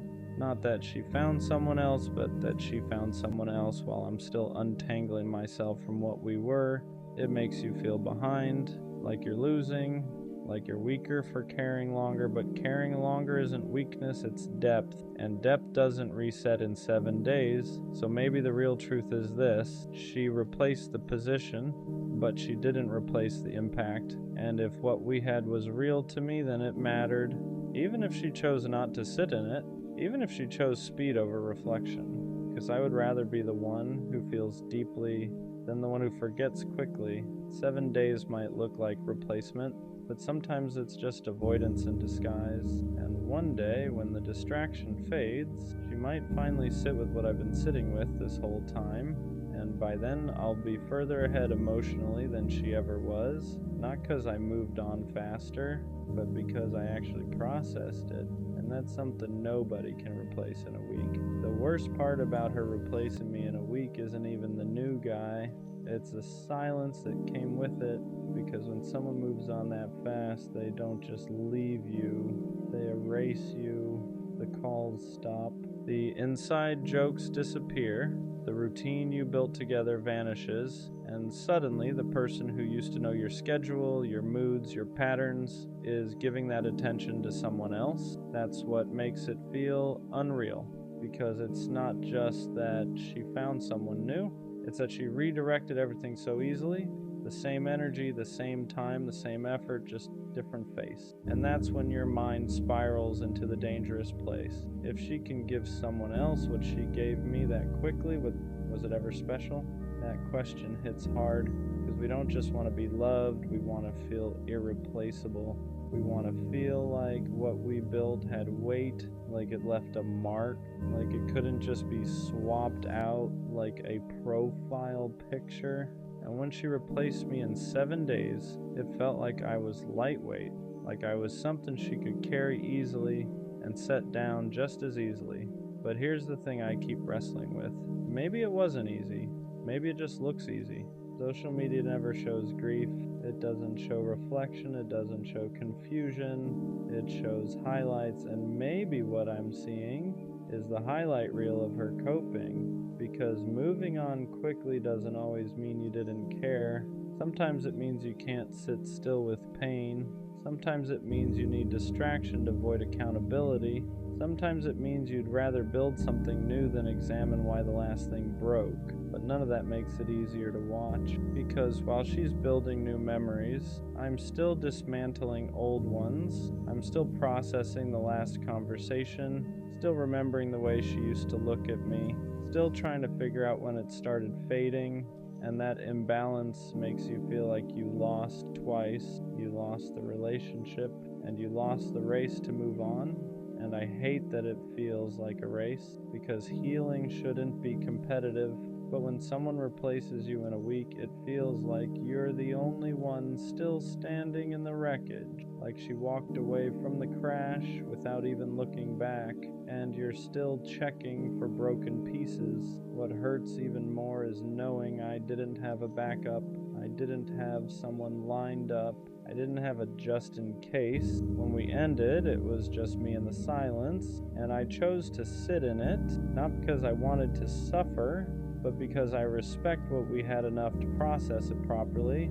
So when she jumped into something new that fast, it felt like I was the only one honoring the history, like I was the only one treating it like it mattered, and that's a lonely feeling, to believe something was significant and watch the other person treat it like it was temporary. But maybe the truth is simpler. Maybe she didn't replace me. Maybe she replaced the feeling of being alone. Maybe she replaced the discomfort. Maybe she replaced the emptiness, because some people don't know how to sit with themselves after something ends. They need noise. They need attention.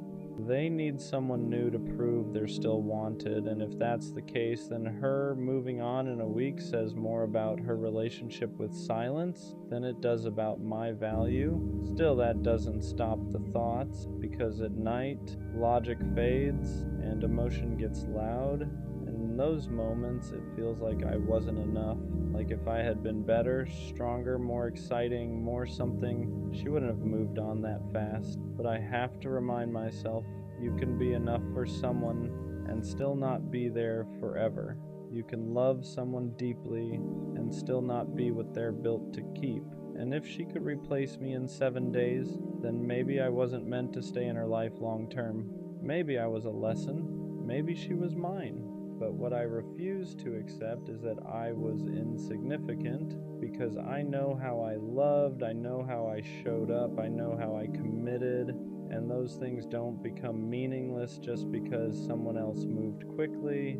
If anything, they prove something about me, that I invest fully, that I don't keep backups, that I don't treat people like placeholders. And maybe that's rare. Maybe that's why this hurts more, because I wasn't halfway in. I was all the way in. And when you're all the way in, being replaced feels like being erased, but I'm not erased. I'm just healing at a pace that reflects depth, and depth doesn't reset in 7 days. So yeah, she replaced me in a week, but that week doesn't define my worth. It defines her coping speed. And one day when she finally slows down, she might realize you can replace a person's position, but you can't replace the way they loved you. And that's something no one swaps out in 7 days. There's a different kind of pain that comes from being replaced quickly. It's not just heartbreak, it's humiliation. And I don't mean humiliation in a loud, dramatic way. I mean the quiet kind, the kind where you sit alone thinking, how did I not see this coming? Because when someone moves on in a week, it makes you question your awareness. Were there signs I ignored? Did she emotionally detach months before I noticed? Was I holding on to something that was already slipping through my hands? And that's the part that messes with your head the most. Because now it's not just about losing her. It's about doubting yourself, your intuition, your judgment, your ability to read people. You start replaying moments that once felt normal. That random argument, that night she seemed distant, that time she picked up her phone and turned it away slightly, that period where she felt off but said she was fine. At the time, you trusted her words. Now you question everything, because if she replaced you in 7 days, your brain automatically assumes she had a head start. And whether that's true or not, the damage is the same. It makes you feel like you were the only one fully in it, like you were the only one fighting for something she had already decided to let go of. And that imbalance feels like betrayal, even if technically it wasn't, because the emotional timing didn't match. You were still invested, she was already transitioning, and that creates this gap a painful one, where you're grieving something she already processed or avoided or replaced, and it makes you feel late, like you're the last one to realize the relationship was over. And I hate that feeling because I don't like feeling behind. I don't like feeling like I was operating with outdated information. I don't like feeling like I was loving someone who had already emotionally packed their bags. But maybe that's the reality. Maybe the breakup wasn't the beginning of her detachment. Maybe it was the end of it. Maybe she had already done her grieving while I was still trying to fix things. And that realization hurts in a different way. Because now it's not just that she moved on fast, it's that she moved on before I even knew we were done. And I'm stuck here wondering when it actually ended. Was it weeks before the breakup? Months? Did she slowly disconnect while I was still showing up? Because that's the part nobody prepares you for. The possibility that you were loving someone who was already halfway gone. And if that's true, then I wasn't replaced in a week. I was replaced long before that. I just didn't know it yet. But here's the thing, I'm slowly starting to understand. Even if she emotionally left before I did, that doesn't make me weak. It doesn't make me naive. It means I was committed. It means I was still trying. It means I was operating in good faith. And I'd rather be the one who stayed genuine than the one who quietly exited without saying it, because I know how I loved. I didn't keep options open. I didn't emotionally detach while pretending everything was fine. I didn't start building something new while something old was still alive. When I was in it fully. And if she replaced me in a week, then that says something about her capacity to detach, not about my capacity to matter. Still, that week will probably always sting, not because of the new guy, but because of what it symbolized. How quickly someone can shift focus, how fast attention can be redirected, how easy it can look to replace what felt permanent. But maybe permanence isn't about how long something lasts, maybe it's about how deeply it was felt. And if I'm still here processing it while she moved on fast, then maybe I was the one who felt it deeper. And that doesn't make me the loser. It makes me the one who actually experienced it. 7 days might have been enough for her to move forward, but it's not enough to erase what I gave, and I refuse to let her timeline rewrite my value, because being replaced quickly hurts, but being genuine never does. There's something else that hurts about being replaced in a week. It makes you question whether you were ever chosen or just convenient, because if someone can transition that smoothly, that fast, it starts to feel like you were just occupying space, like you weren't irreplaceable, like you were temporary comfort, and nobody wants to feel like temporary comfort. I keep thinking about the way she used to look at me, the way she said things like, I don't see myself with anyone else, the way she made it seem like what we had was rare. And now I'm sitting here wondering how rare something can really be if it can be replaced in 7 days. That's what makes it sting. Because rarity isn't supposed to be swappable, depth isn't supposed to be interchangeable. If something is special, it's supposed to leave a gap when it's gone. But her life doesn't look like there was a gap, it looks filled immediately. And that creates this internal conflict. Was I overestimating my importance? Did I romanticize something that was lighter to her than it was to me? Because when you care deeply, you assume the other person feels the same weight. You assume the attachment is mutual. You assume the history matters equally. But being replaced quickly makes you realize something uncomfortable. Not everyone feels at the same depth you do. Some people attach fast and detach faster. Some people build quickly and rebuild quicker. Some people don't see relationships as something sacred. They see them as something seasonal. And maybe that's the difference between us. Maybe I treat connection like something that deserves reverence, and she treats it like something that deserves momentum, because momentum doesn't stop, it just redirects, and that's exactly what she did. She redirected. The same attention, the same affection, the same emotional energy, just different recipient, and that's hard to swallow because it makes you feel like the container didn't matter, just the feeling. But here's the part I'm slowly realizing. If someone can redirect their attachment that fast, then maybe what they were attached to wasn't you. It was a feeling of being with someone. And that's not the same thing. There's a difference between loving a person and loving the experience of not being alone. And if she loved the experience more than she loved me, then of course she could replace me quickly, because she wasn't replacing a soul connection, she was replacing the role. And that hurts, but it also clarifies, because I don't want to be someone's role. I don't want to be someone's emotional placeholder. I don't want to be someone's for now. I want to be chosen with intention, held with depth, missed when I'm gone.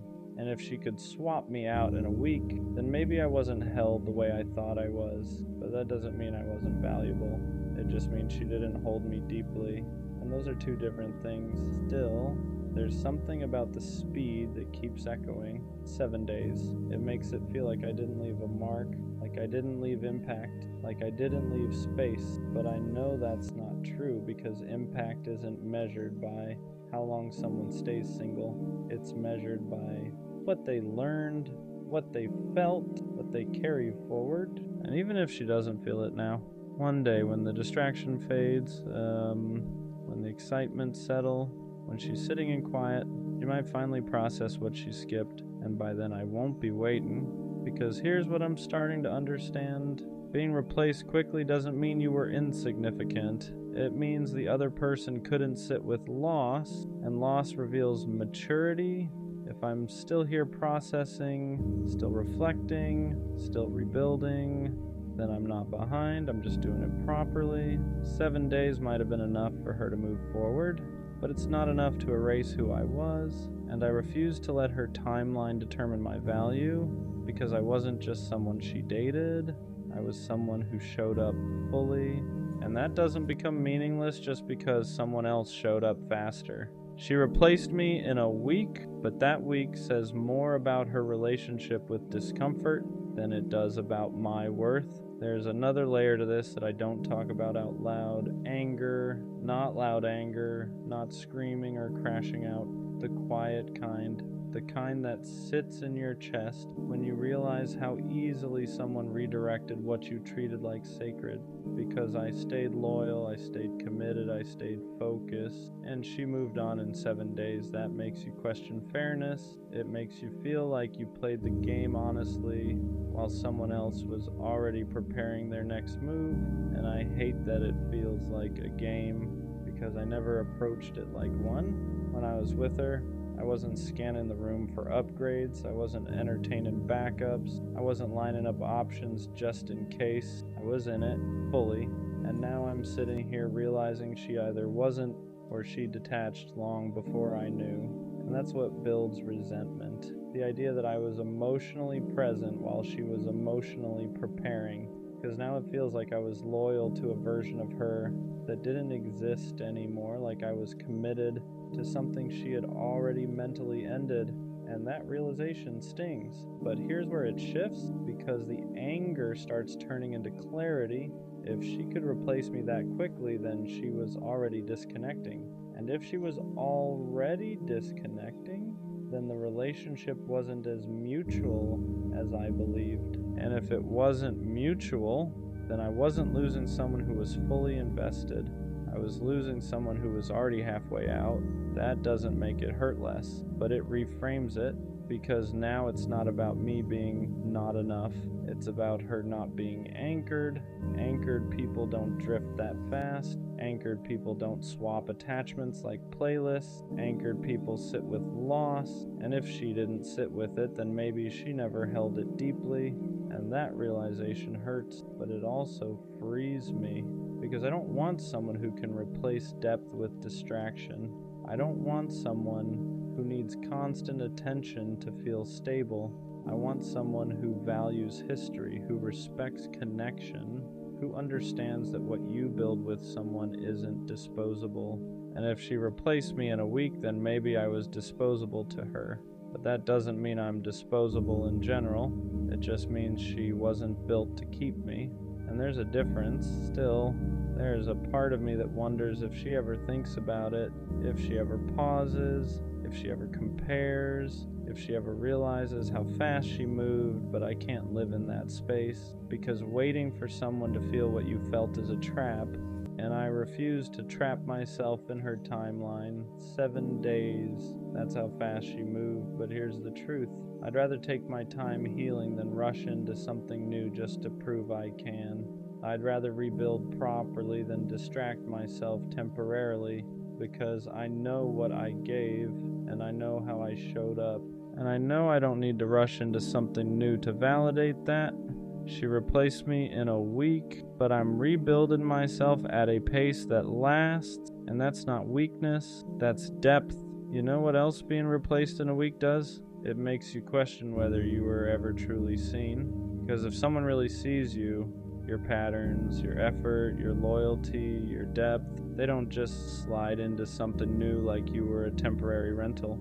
They feel the absence, they sit in it, they notice the difference, and I keep wondering if she noticed the quiet after I stopped calling, if she noticed the lack of consistency I used to bring, if she noticed that the stability I provided isn't something you just duplicate overnight, or if she just filled the silence so fast that there was no space to notice at all. That's what hurt. The possibility that I wasn't deeply registered, that I was experienced but not understood. Because there's a difference between being with someone and truly knowing them. And when someone replaces you quickly, it feels like they never fully knew the weight of what they had. It feels like they liked the experience of you, not the essence of you. And I can handle someone not choosing me. But it's harder to handle feeling like I was easy to move past. I keep thinking about how careful I was, how intentional I was, how I didn't play games, how I didn't keep backups, how when things got hard, I leaned in instead of pulling away. And in the end, it feels like none of that slowed her down. 7 days. That number keeps echoing like a clock ticking in reverse, because for me, 7 days after a breakup feels raw. It feels heavy. It feels like I'm still adjusting to the silence, but for her, 7 days was enough to build something new. And that contrast makes you feel like you loved harder than you were loved. And that's a lonely realization, because loving harder isn't something you brag about. It's something you feel when the other person moves on faster, and you're left holding the emotional weight. But here's what I'm starting to see clearly. Just because she moved on quickly doesn't mean she processed it deeply. Speed isn't strength. Speed can be avoidance. Speed can be distraction. Speed can be ego protection. Sometimes people rush into something new not because the old thing meant nothing, but because it meant too much. Because sitting alone would force them to face what they lost, and not everyone is strong enough to sit in that kind of silence, and maybe I am. Maybe the reason I'm still here thinking, reflecting, feeling is because I actually let it hit me. I didn't numb it, I didn't immediately replace it, I didn't run from it, I sat with it. And sitting with pain requires maturity. It requires discipline, it requires emotional depth. So maybe this isn't about me being less valuable, maybe it's about me being more capable of processing.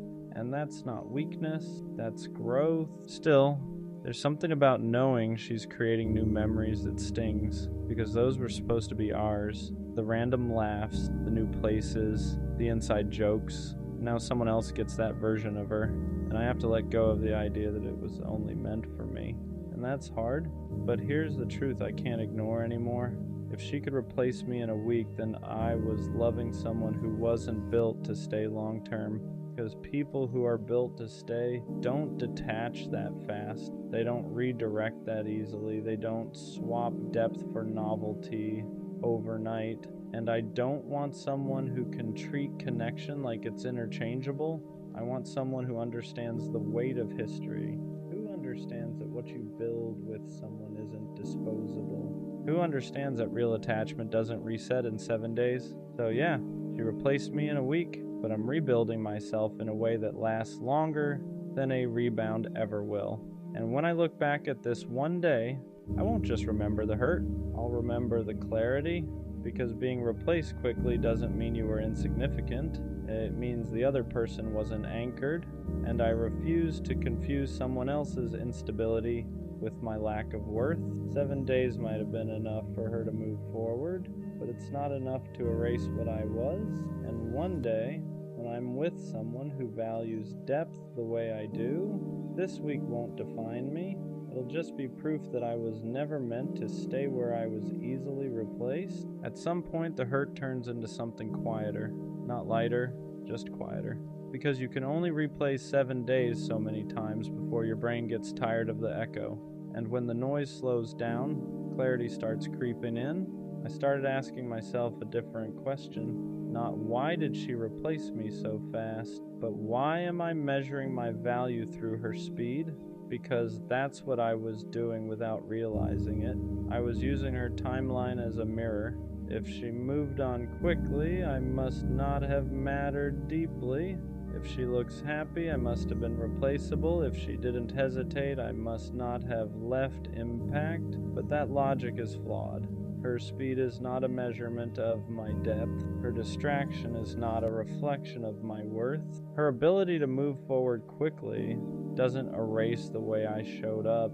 And once I started separating those things, something shifted. Because I know how I loved, I know I was intentional, I know I was loyal, I know I didn't treat what we had like it was temporary. So if she did, that says something about her capacity, not my value. And I had to stop turning her coping style into my insecurity, because that's what I was doing. I was letting her rebound rewrite my confidence. I was letting her quick transition convince me I was forgettable. But forgettable doesn't leave you reflecting. Forgettable doesn't leave you rebuilding. Forgettable doesn't leave you questioning your own growth. What we had meant something, even if she chose not to sit in that meaning. And maybe that's the difference between us. I process, she replaces. I reflect, she redirects. I sit with the silence, she fills it. And neither is necessarily wrong, but one builds depth, the other builds distraction, and depth always wins in the long run. Because distraction fades, novelty fades, rebounds lose their adrenaline, and when that happens, whatever was avoided eventually resurfaces, and by then I won't be stuck in the same place, because while she rushed forward, I rebuilt properly, and rebuilding properly takes longer, but it lasts longer too. 7 days might have been enough for her to feel okay, but it wasn't enough for me to lose myself. And that's what matters. So yeah, she replaced me in a week. And for a while that felt like proof that I wasn't enough, proof that I was temporary, proof that I was easy to move past. But now, it feels like proof of something else. Proof that I love deeply. Proof that I don't detach easily. Proof that I don't treat connection like it's disposable. Because if I could have replaced her that fast and didn't, that says something. It says I value what I build. It says I respect history. It says I don't jump into something new just to soothe my ego. And I'd rather be the one who heals slowly than the one who forgets quickly. Because forgetting quickly doesn't mean you're strong. Sometimes it just means you're avoiding. And I don't want to avoid. I want to grow. I want to understand what worked, what didn't, what I tolerated, what I ignored. I want to rebuild my confidence without attaching it to someone else's timeline. She replaced me in a week, but she didn't replace my character. She didn't replace my loyalty.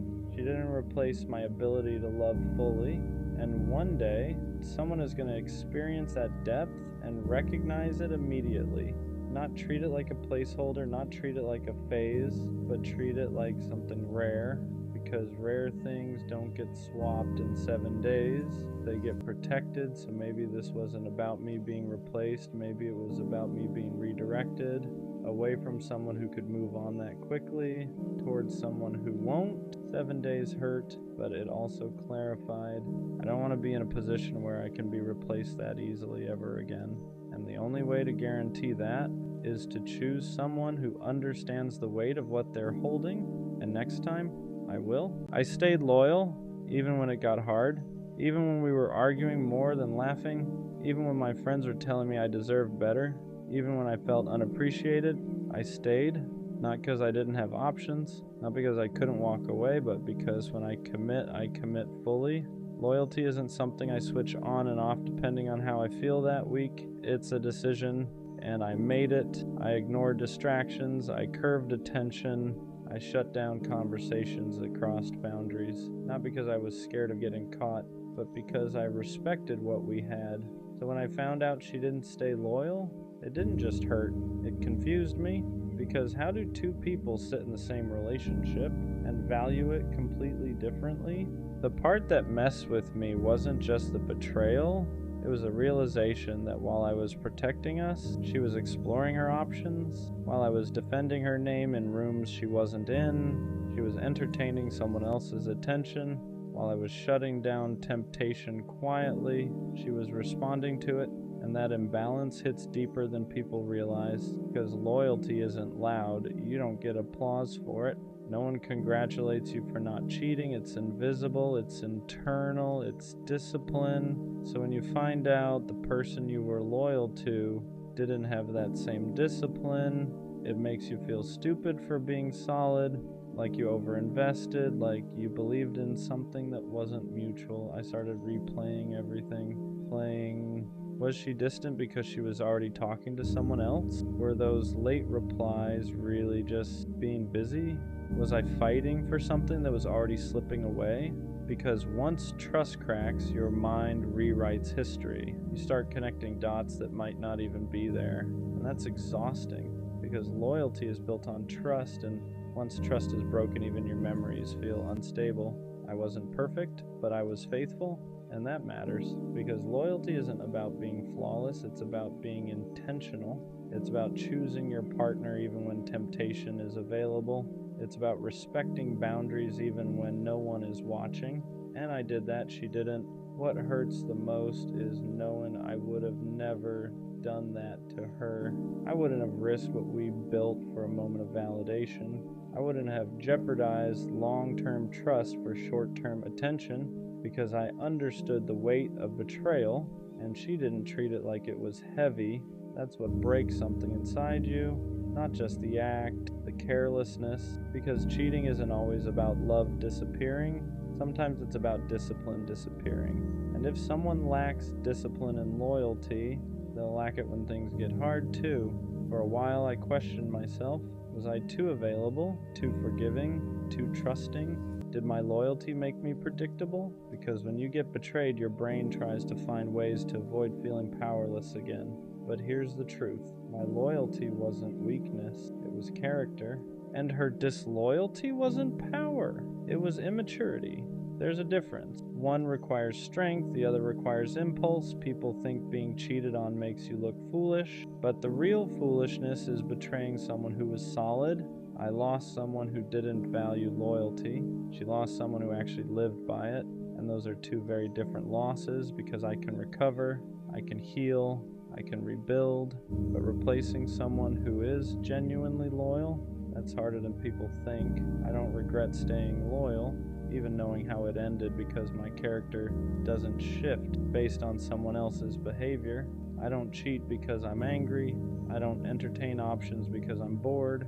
I don't step out because things feel heavy. If I'm unhappy, I leave. I don't betray, and that standard stays with me, not for her, for me. The scary part after betrayal is this: you start wondering if loyalty is even worth it. If everyone cheats eventually, if trusting deeply just makes you vulnerable. But I refuse to let someone else's lack of integrity change mine. Because loyalty isn't outdated, it's rare. And rare doesn't mean foolish, it means valuable. She didn't stay loyal, but that says nothing about my worth. It says everything about her discipline, her boundaries, her emotional maturity. Because if someone can look at loyalty and still step outside it, they were never anchored. And I don't want someone who floats when things get tested. I want someone who stands. I stayed loyal, even when it was inconvenient, even when it was tempting not to, even when I felt underappreciated, and I'll stay that way.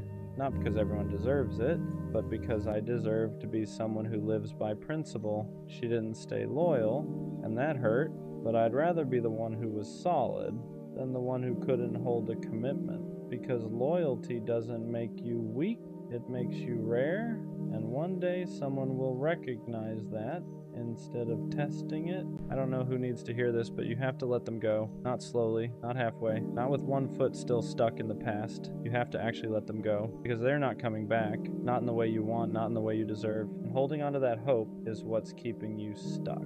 That's the hardest part to accept. Not the loss itself, but the finality of it. The idea that the version of them you're waiting for doesn't exist anymore, or maybe it never did. You keep replaying memories, rereading old messages, telling yourself that if you just wait a little longer, they'll realize what they lost, that they'll come back changed, more sure, more ready. But the truth is, if they wanted to come back, they would have already. Letting go feels like betrayal, like you're giving up on something that once meant everything to you. It feels wrong to stop caring when you cared so deeply for so long. Your mind keeps fighting it, saying just one more day, just one more chance, just one more sign. But every extra day you hold on is another day you delay your own healing. You don't let go because you stopped loving them. You let go because loving them is costing you yourself, your peace, your sleep, your confidence, your ability to be present. You've been living in a constant state of waiting for a text, waiting for clarity, waiting for closure that isn't coming, and that waiting has slowly been draining you. Here's what nobody tells you. Closure doesn't always come from a conversation. Sometimes closure is realizing that silence is the answer, that their absence is the explanation, that the confusion you feel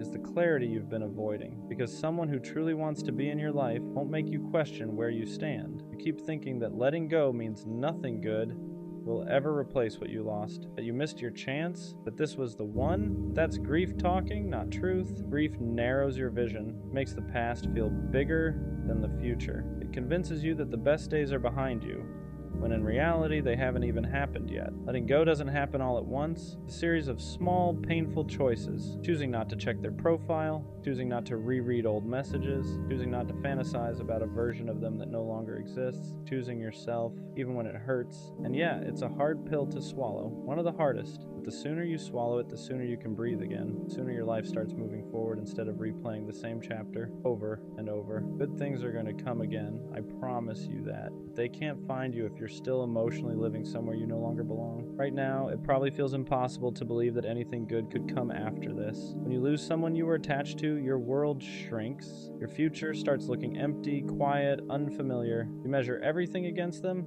Every laugh feels weaker. Every conversation feels forced. Every good moment feels incomplete because they're not there to share it with. That's normal. Your brain is grieving what could have been, not just what was. You're mourning the plans you never got to live out, the version of the future you built in your head, the comfort of having someone to lean on. And when that disappears, your mind panics. It tells you this was it. This was your chance. You won't feel like this again. But that voice isn't truth. It's fear. Fear tries to convince you that staying attached is safer than starting over, that even pain you recognize is better than uncertainty. So you cling to what's familiar even when it hurts you, even when it drains you, even when it keeps you stuck in the same emotional place you've been in for too long. Letting go feels like stepping into darkness. You don't know what's on the other side yet. You don't know who you'll become without them. You don't know how long it'll take to feel okay again, and that uncertainty is terrifying. But staying where you are guarantees one thing: nothing changes. You don't heal by holding on tighter. You heal by loosening your grip, even when every part of you wants to resist. You heal by accepting that some people are meant to be chapters, not whole stories, that some connections exist to teach you something, not to stay forever. And yeah, it hurts to admit that someone you love doesn't have a place in your life anymore. It hurts to realize that effort wasn't enough, that love alone couldn't fix timing, readiness, or their inability to choose you fully. But pain doesn't mean failure. Pain means you cared. Pain means you were real. You're not weak for struggling to let go. You're human. But don't confuse holding on with loyalty. Don't confuse waiting with strength. Sometimes the bravest thing you can do is walk away from something you still want because you know it's no longer good for you. You're not erasing them by letting go. You're releasing yourself. One of the most painful realizations you'll have is that letting go isn't about them at all. It's about you. It's about finally admitting that you've been living for something that no longer exists, that you've been holding space in your heart for someone who stopped holding space for you a long time ago. You tell yourself you're just being patient, that you're strong for waiting, that real love doesn't give up, but there's a difference between patience and self-abandonment. There's a difference between fighting for something and fighting yourself every single day just to survive it, and deep down, you know which one this has become. You've been stuck in this cycle of hope and disappointment. One day you feel okay, almost proud of how far you've come. The next day, a memory hits you out of nowhere and you're right back at the beginning. A song, a place, a random thought at 2 a.m., and suddenly your chest feels heavy again. That doesn't mean you're failing. It means you haven't fully let go yet, because part of you is still waiting for them to validate what you felt, to admit they hurt you, to say they cared as much as you did. But here's the truth you don't want to accept yet. You may never get that. And waiting for it is only keeping you tied to someone who already moved on. Letting go means accepting unanswered questions. It means choosing peace over understanding. It means realizing that not everything broken needs to be fixed.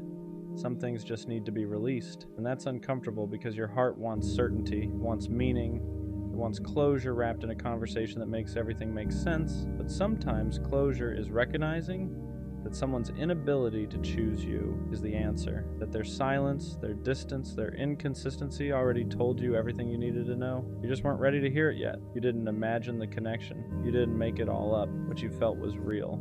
But real feelings don't guarantee a real future, and holding on to that distinction is one of the hardest lessons you'll ever learn. You're not behind for struggling with this. You're not weak for missing them, but you are allowed to stop suffering for someone who isn't suffering without you. There comes a moment where you have to be honest with yourself about what you're really holding on to. Is it them, or is it the version of them you created in your head? The version that would have changed, the version that would have stayed, the version that would have finally chosen you the way you needed, because most of the time, that's what keeps you stuck. Not reality, but imagination. You fell in love with potential, with what could have been. If things were different, if timing was better, if they were more emotionally available, if they wanted the same future you did. But you can't build a life on ifs, and you can't heal while you're still negotiating with the past. Your heart keeps saying just a little longer. Your mind keeps saying maybe one more chance. But your body is exhausted, tired of carrying the weight, tired of the anxiety, tired of waking up every day with the same ache in your chest. That's your sign. Not everything that hurts is meant to be held on to. Letting go doesn't mean you pretend it didn't matter. It mattered deeply. That's why it hurts. But there's a difference between honoring what you felt and imprisoning yourself in it. You're allowed to acknowledge the love without chaining yourself to the loss. And here's something important. Moving on doesn't mean you'll forget them. You won't. Certain people leave marks on us, but those marks don't have to control where we go next. They can be reminders instead of wounds, lessons instead of anchors. Right now you're still looking backward, trying to make sense of something that already ended, but life doesn't unfold in reverse. There are people you haven't met yet, versions of yourself you haven't grown into yet, moments that will make this pain feel smaller in comparison. You just can't see them because you're still standing in the doorway of what was. Letting go is choosing to step forward even when your legs are shaking, even when you're scared of what's next, even when you don't feel ready, because staying where you are is hurting you more than leaving ever could. One of the hardest things you'll face once you start letting go is the emptiness it leaves behind. Not just emotional emptiness, but routine emptiness. They used to be part of your day, someone you talked to when something good happened, someone you leaned on when things went wrong. And now there's this silence where their presence used to be. That silence can feel unbearable at first. Your instinct will be to fill it with distractions, with new people, with anything that keeps you from sitting with the loss. And while distractions can help temporarily, they won't heal you if you use them to avoid feeling. Because healing requires you to feel it fully, to sit in the discomfort, to accept that this chapter ended and that it's okay to grieve it. You might catch yourself wanting to reach out, not because you have something to say, but because you miss the familiarity, the comfort, the version of yourself that existed when they were around. But understand this, missing someone doesn't mean they're meant to be in your life again. It just means they were once important. There's a difference between love and attachment. Love wants what's best for both people. Attachment wants relief from pain. And most of the time when you want to go back, it's attachment talking, not love. It's the part of you that's scared of being alone, not the part that's thinking clearly. This is where growth actually happens. In the moments where you choose not to reach out, where you choose to sit with the ache instead of numbing it. You choose yourself even when it feels lonely. Every time you make that choice, you're rebuilding trust with yourself. You're proving that you can survive without them. And slowly, that silence won't feel so loud anymore. It'll start to feel like space. Space to think, space to breathe, space to rediscover who you are without them. And in that space, something new begins to form. Not another person, but a stronger version of you. One of the hardest things you'll face once you start letting go is the emptiness it leaves behind. Not just emotional emptiness, but routine emptiness. It used to be part of your day. Someone you talked to when something good happened, someone you leaned on when things went wrong. And now there's this silence where their presence used to be. That silence can feel unbearable at first. Your instinct will be to fill it with distractions, with new people, with anything that keeps you from sitting with the loss. And while distractions can help temporarily, they won't heal you if you use them to avoid feeling, because healing requires you to feel it fully, to sit in the discomfort, to accept that this chapter ended and that it's okay to grieve it. You might catch yourself wanting to reach out, not because you have something to say, but because you miss the familiarity, the comfort, the version of yourself that existed when they were around. But understand this.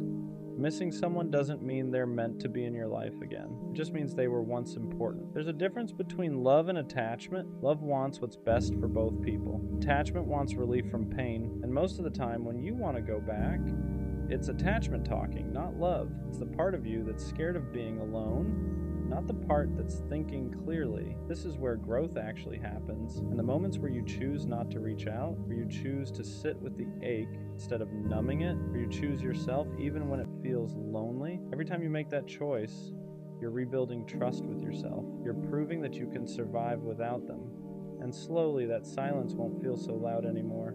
It'll start to feel like space. Space to think, space to breathe, space to rediscover who you are without them.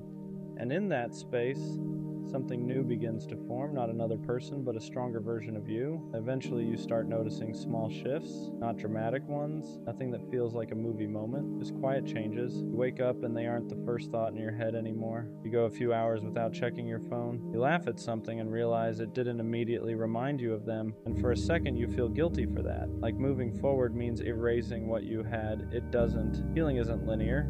Some days you'll feel strong, other days a random memory will knock the wind out of you. It doesn't mean you're going backwards, it means you're human. You spend time building something emotionally, tearing it down takes time too. Be patient with yourself in that process. This is also when clarity starts setting in. You begin to see things more honestly, the red flags you ignored, the effort imbalance, the moments where you shrunk yourself just to keep them around.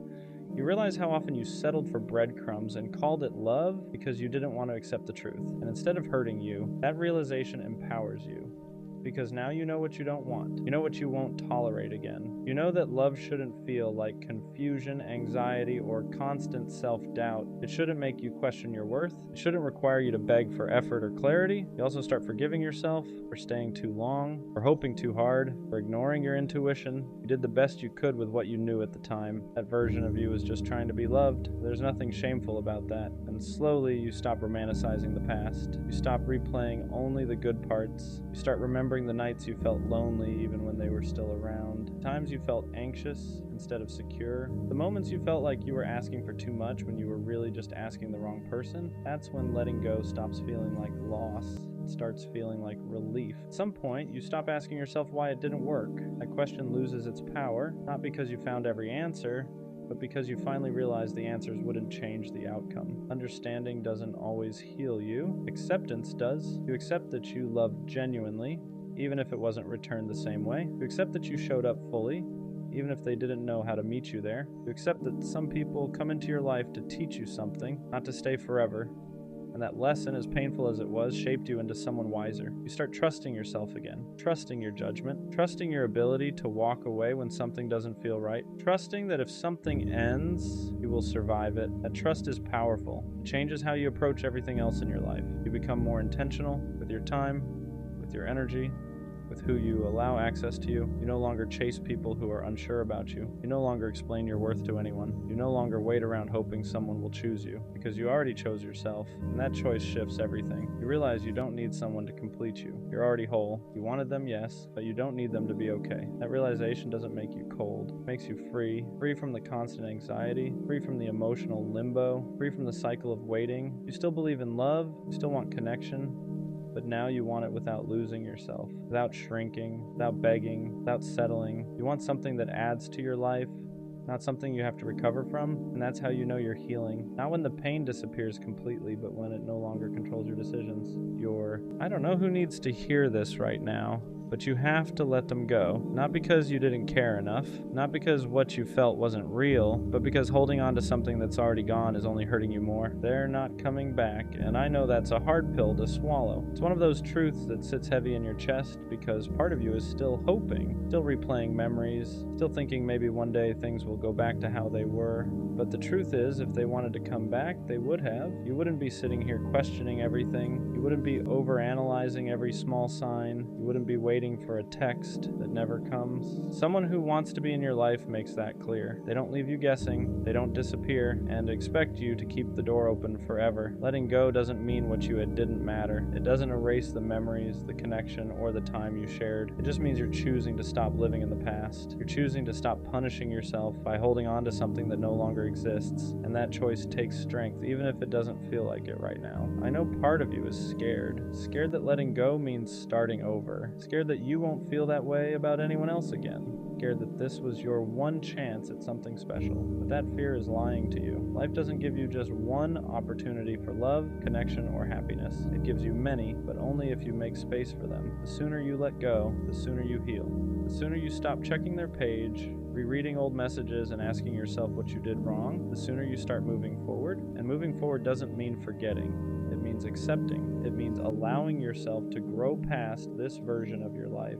Good things are going to come again, not the exact same things, not the same person, not the same situation, but something new, something healthier, something that won't leave you feeling confused, unchosen, or stuck. I promise you that. So let this be your reminder. You don't need to keep holding on to prove how much you cared. You've done enough. It's okay to release what no longer serves you. Sometimes the bravest thing you can do is finally say goodbye, even when part of you still wishes they'd stay. You know that one friend who always looks fine on the outside? The one who never really asks for help? The one who somehow holds everything together without making a sound? They're the one who cracks jokes when the room feels awkward, the one who lightens the mood when things get heavy, the one who says, "I'm good," so casually that nobody questions it, but if you look closely, their eyes tell a different story. They're always there, always listening, always giving advice, always making time. If someone's hurting, they show up. If someone needs comfort, they provide it. If someone feels lost, they help them find direction. They became the glue without ever asking to be. And over time, they learned something dangerous. They learned that people rely on them being strong. They learned that when they show pain,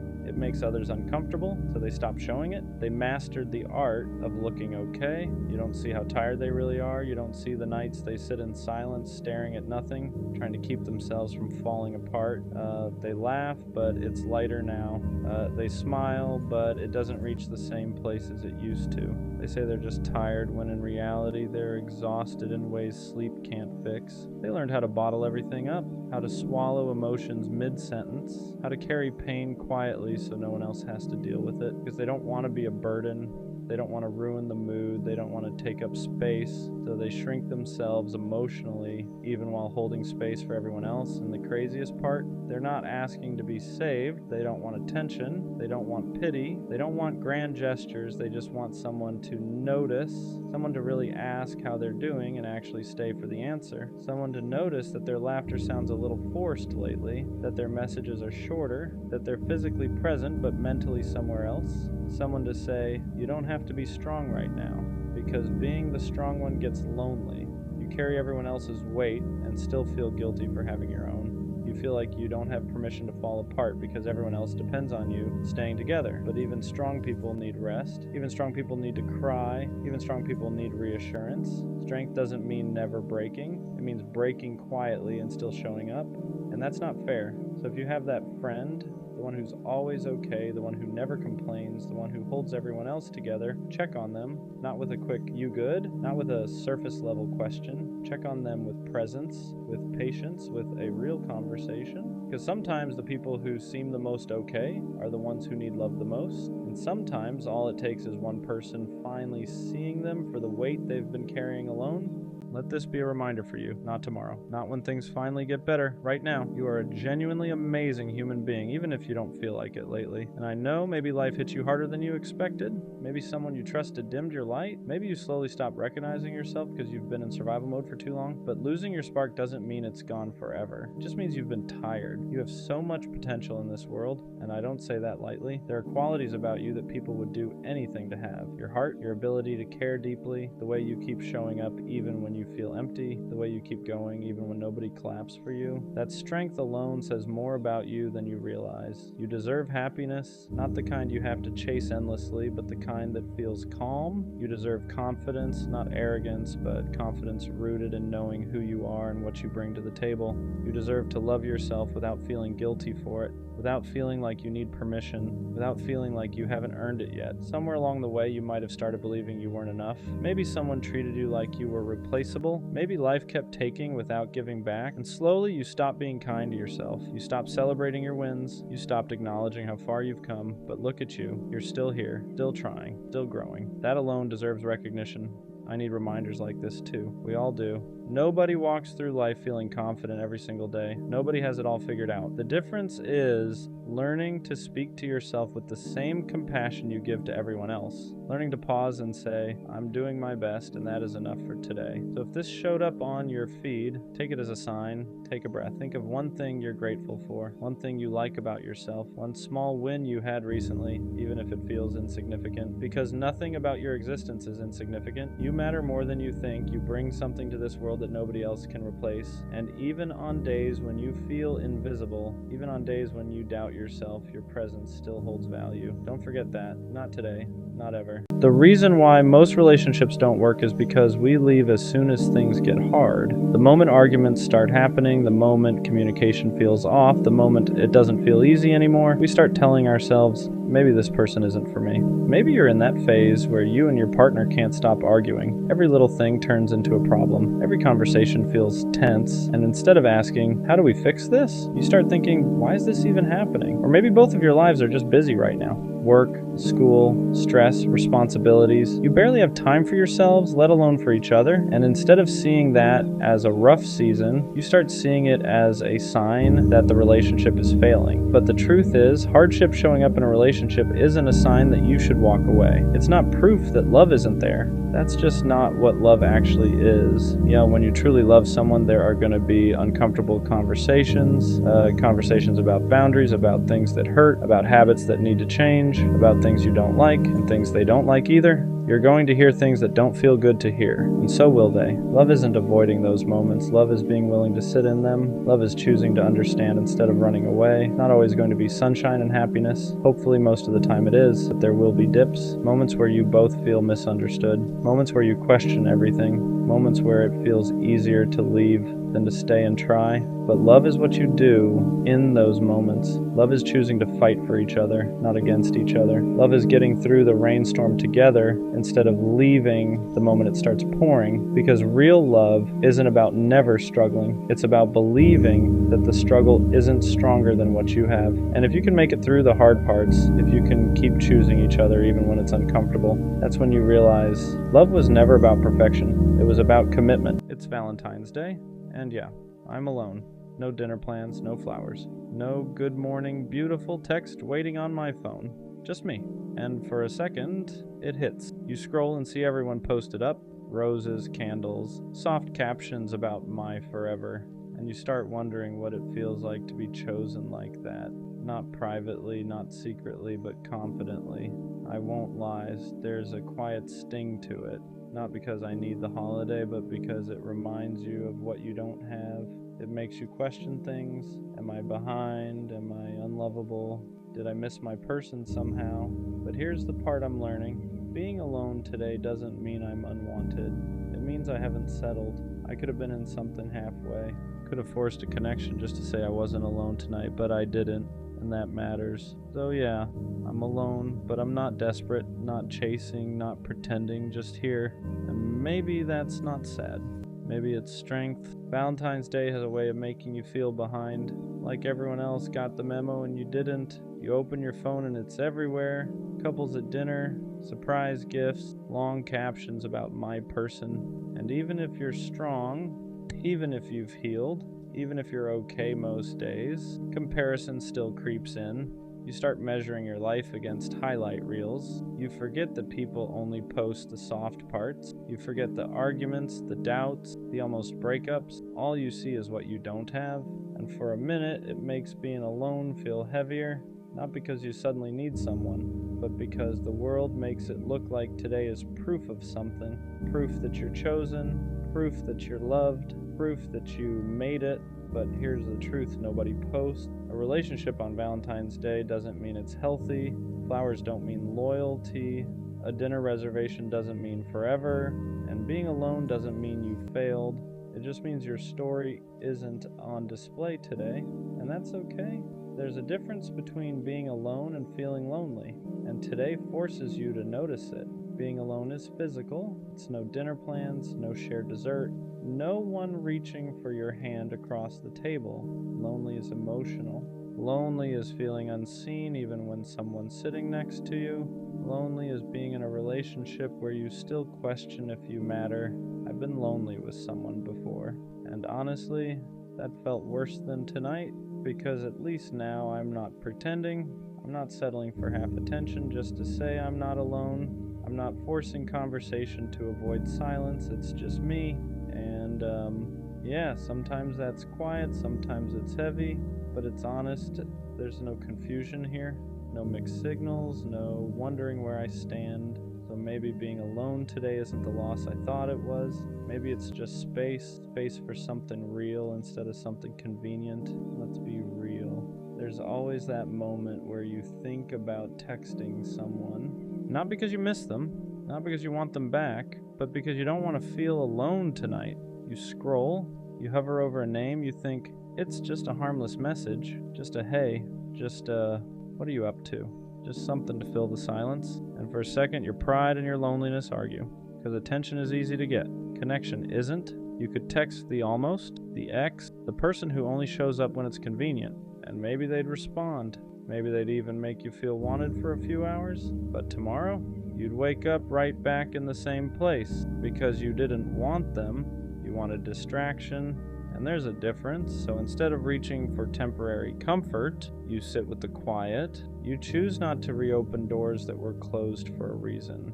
You choose not to trade peace for short-term validation.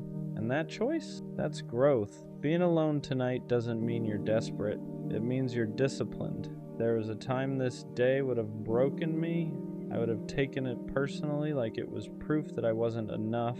I would have blamed myself, wondered what I needed to fix, compared my timeline to everyone else's like love was some kind of race. But it doesn't hit like that anymore because I understand something now.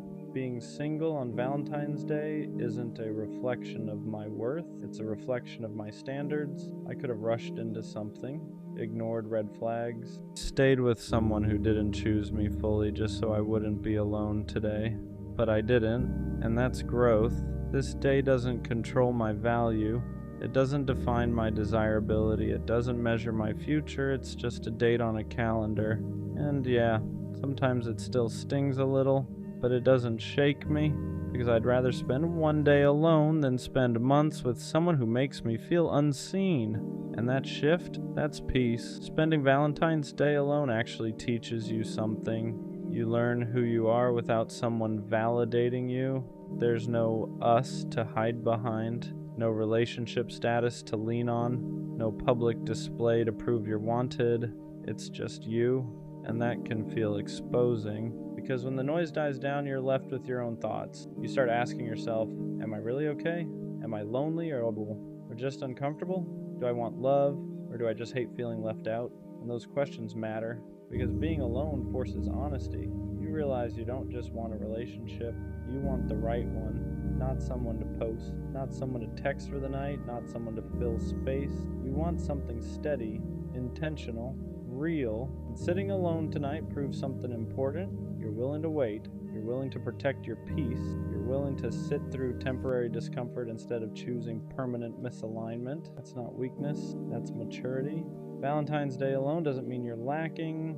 It means you're not settling. Let's talk about self-love, but not the cliche version. not the bubble baths, not the I don't need anyone's speeches, not pretending you're perfectly fine 24/7. Real self-love is quieter than that. It's not about convincing yourself you don't want love. It's about refusing to accept less just because you want it. It's choosing not to text someone who only values you when they're bored. It's not lowering your standards just to avoid feeling left out tonight. It's sitting in the discomfort without betraying yourself. Self-love isn't loud confidence. Sometimes it's discipline. It's saying, I deserve something real, even when being alone feels heavy. It's acknowledging, I want to be loved without shaming yourself for it. Because wanting love doesn't make you weak, settling does. So if you're alone today, that doesn't mean you failed at self-love. It might mean you're finally practicing. There's a quiet strength in being single in a world that glorifies couples. Everything is marketed around us, dinner for two, matching gifts, shared experiences, and when you're alone, it can feel like you're standing outside of something everyone else was invited to. But here's what people don't talk about. It takes strength to not force a relationship just to fit in. It takes strength to say, I'd rather wait in a culture that says, just take what you can get. Being single isn't a flaw. It's not a delay. It's not a sign you're unwanted. Sometimes it's a sign you refuse to compromise your standards for temporary comfort. There's power in knowing you're not with someone just to avoid this day. There's power in walking into restaurants alone without feeling embarrassed, and going home to yourself without feeling incomplete, because your worth was never meant to be measured by who's sitting next to you. And the strongest thing you can do is stand alone without shrinking. Maybe the season of being alone isn't punishment, maybe it's preparation. Because when you're by yourself, you learn things you don't learn in relationships. You learn your triggers, your patterns, your standards. You learn what you actually want without someone else influencing it. Being alone gives you clarity. Clarity about what you won't tolerate. Clarity about what makes you feel safe. Clarity about the difference between attention and intention. And maybe that clarity is building something in you. Patience, discernment, emotional discipline. So when something real does show up, you won't grab it out of fear. You won't cling to it out of loneliness. You won't confuse it with the first person who makes you feel seen. You'll recognize it calmly because you'll know the difference between desperation and alignment. Maybe this Valentine's Day alone isn't a sign you're behind. Maybe it's proof you're becoming someone who won't settle. And that kind of growth doesn't always look romantic, but it lasts. At the end of the day, I'm still alone. No dramatic plot twist, no last-minute confession, no surprise flowers at my door, just me. But it doesn't feel heavy anymore, because being alone today didn't expose a flaw in me. It exposed my discipline. I didn't text someone out of boredom. I didn't settle just to post something. I didn't force a connection to avoid the silence. I chose peace, and that choice matters more than a dinner reservation ever could. Valentine's Day used to feel like proof that I was missing something. Now it feels like proof that I'm protecting something. My standards, my growth, my future. Because when love does come, I don't want it to be rushed. I don't want it to be convenient. I don't want it to be temporary. I want it to be real. So if that means spending this day alone instead of in something halfway, I'm okay with that. Being alone tonight doesn't mean I'm unloved. It means I'm waiting for something worth loving, and that's not sad.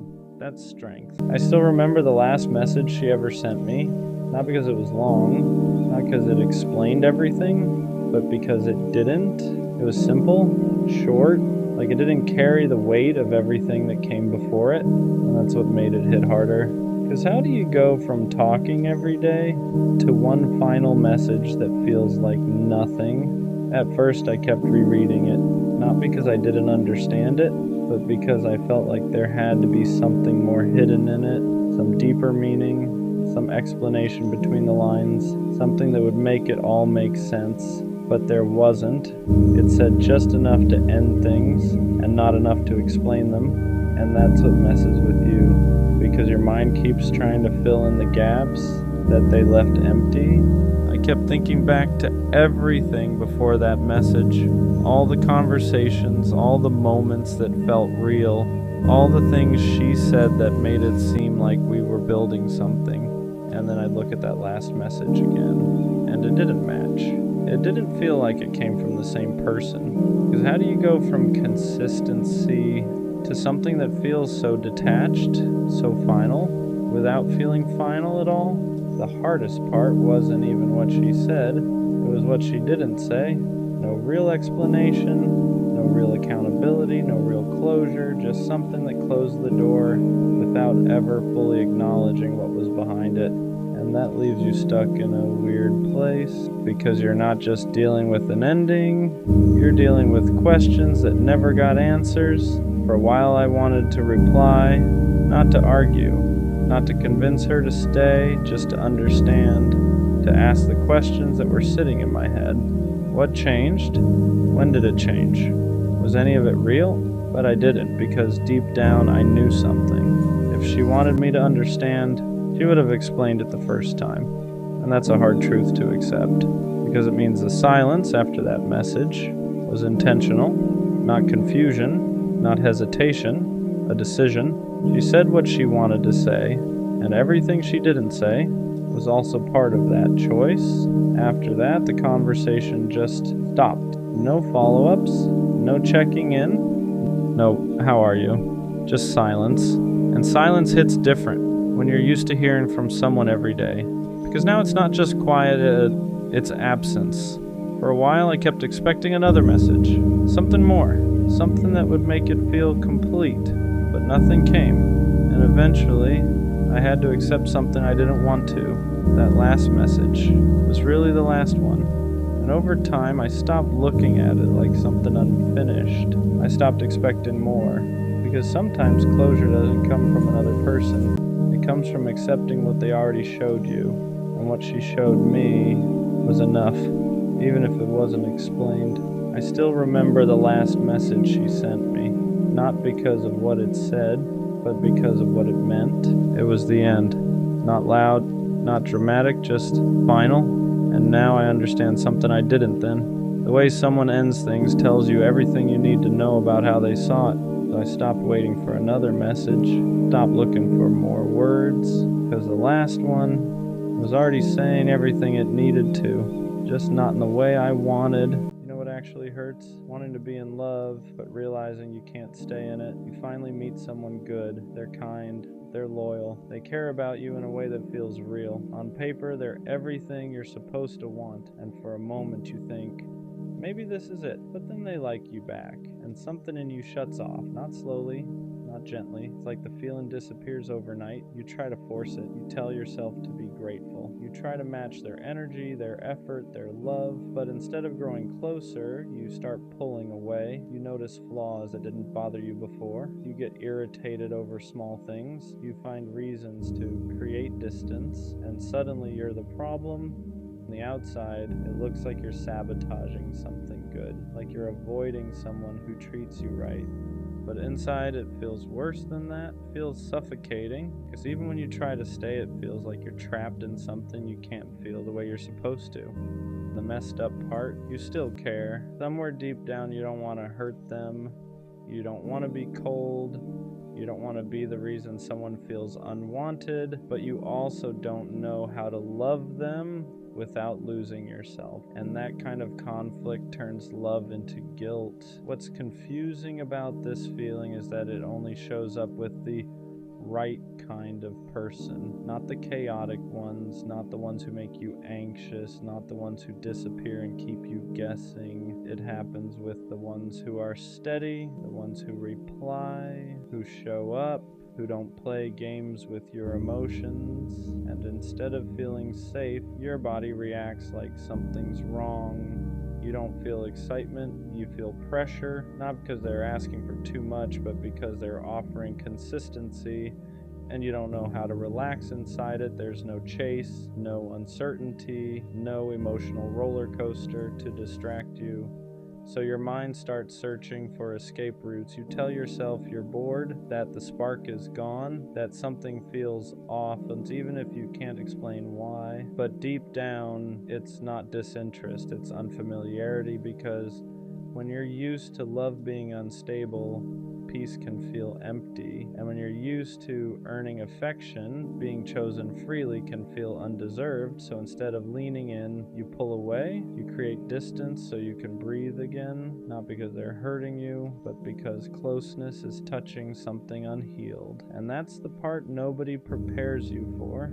Sometimes the problem isn't that you don't want love, it's that you've never learned how to stay when love doesn't hurt. At some point, this starts to mess with how you see yourself, because now you're not just confused, you're guilty. You look at them and think, yeah, they didn't do anything wrong. They're patient, they're kind, they're trying, and you're the one pulling back. So you start labeling yourself cold, broken, unappreciative, the person who ruins good things. From the outside, it looks simple. Why would you walk away from someone who treats you right? But what they don't see is how trapped you feel inside the expectation to feel something you can't force. You don't hate them. You hate the pressure to become the version of yourself that knows how to stay. So instead of being honest, you distance yourself, you reply slower, you stop initiating.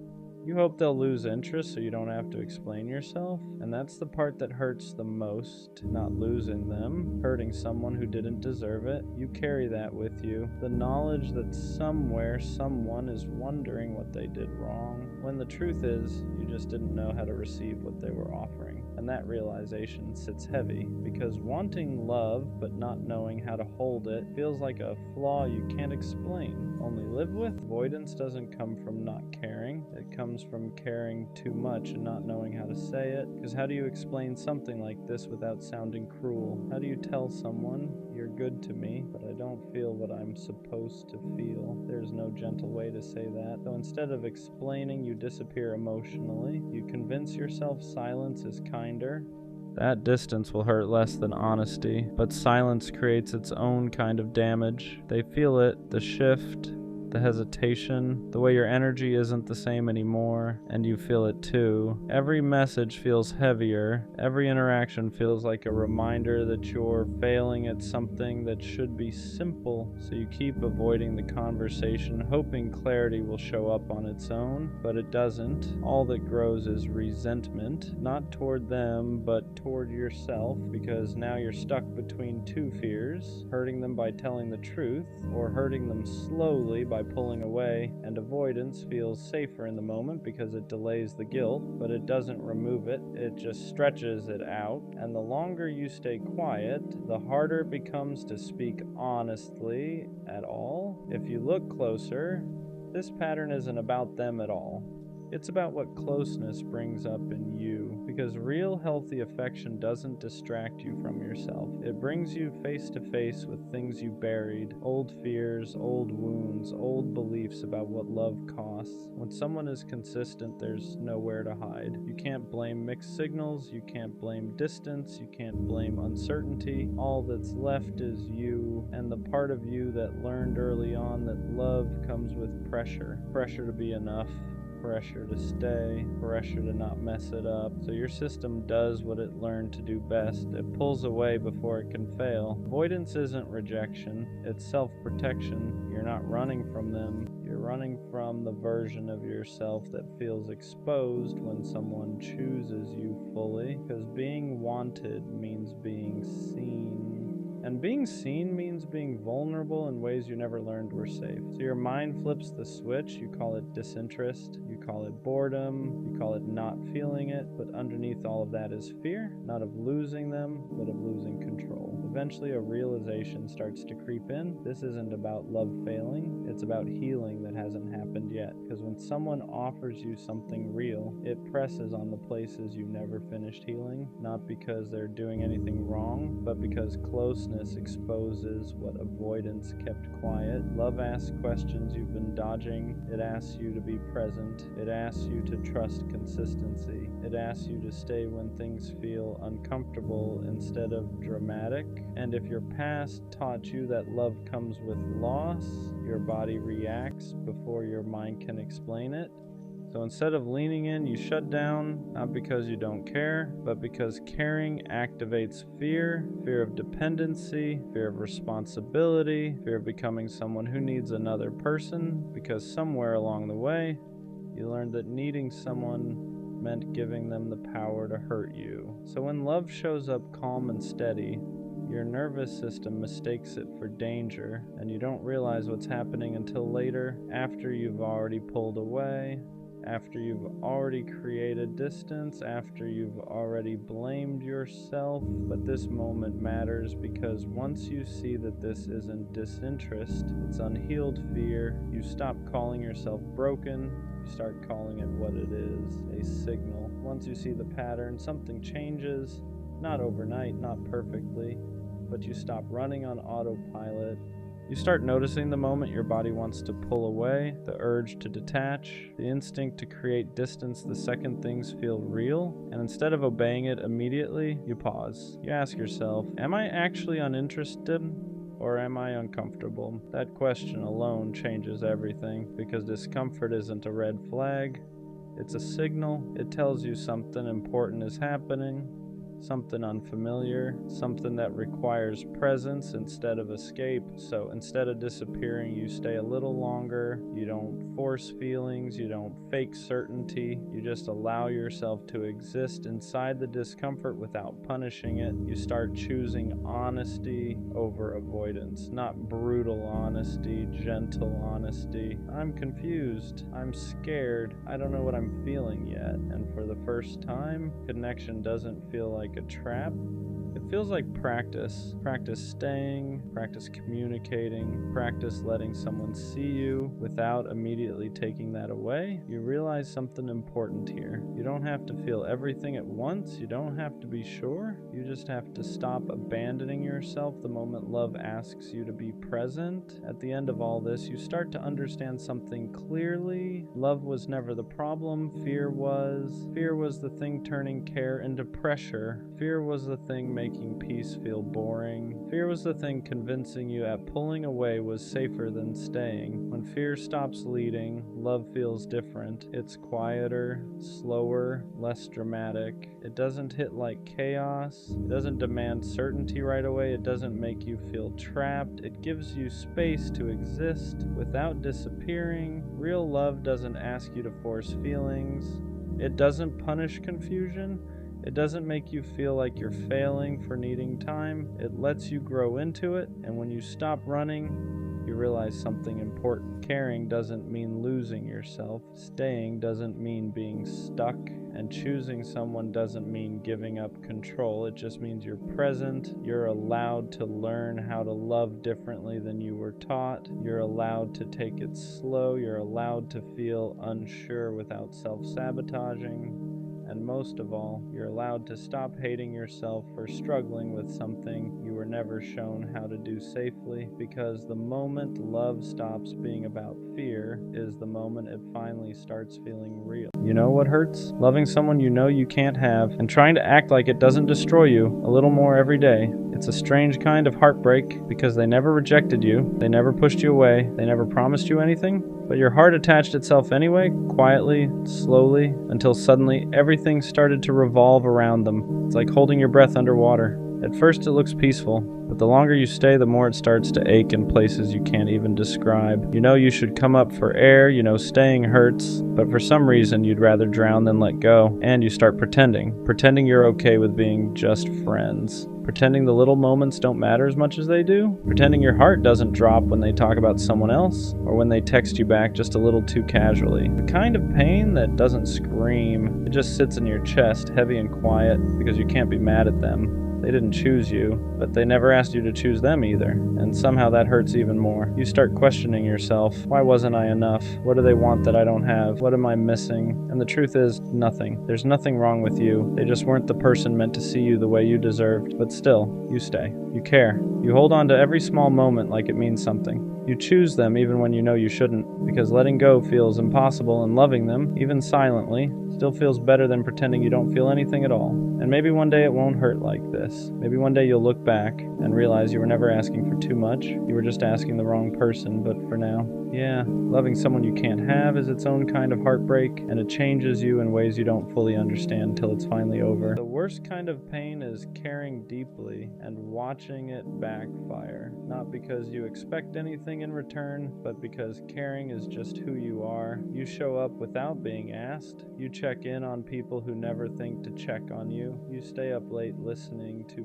problems that were never yours to carry. You give your time, your energy, your patience, not to be praised, just because you care, and somehow that becomes the thing that hurts you. Because some people don't meet kindness with care. They get comfortable with it. They start expecting it. They stop noticing it. Your effort becomes routine. Your consistency becomes invisible until one day you don't show up the same way anymore. That's when they finally notice. That's when they ask what's wrong. But by then you're already tired. Tired of explaining your intentions. Tired of proving your heart.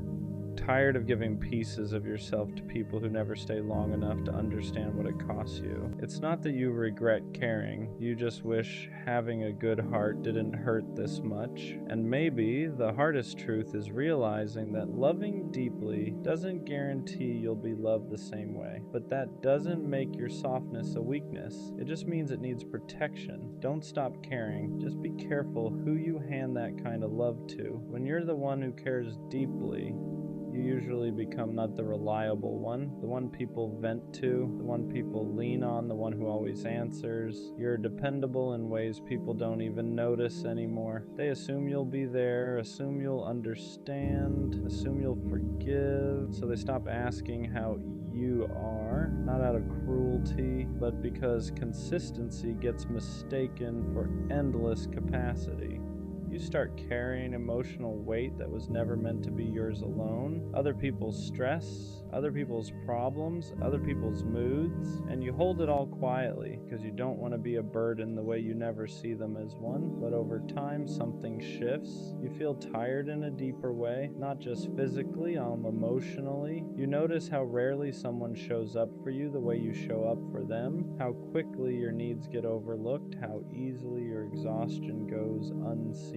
And that's when it starts to hurt differently, because you didn't ask for much. You just wanted effort to meet effort, care to meet care, but instead you became the place people take from without realizing they're draining you. And slowly, being the strong one starts to feel like being the forgotten one. Eventually something changes, not in a dramatic way. You don't announce it, you don't make a scene, you just stop giving the same way you used to. You reply a little later, you don't over-explain anymore. You stop stretching yourself thin just to be available, and that's when people notice.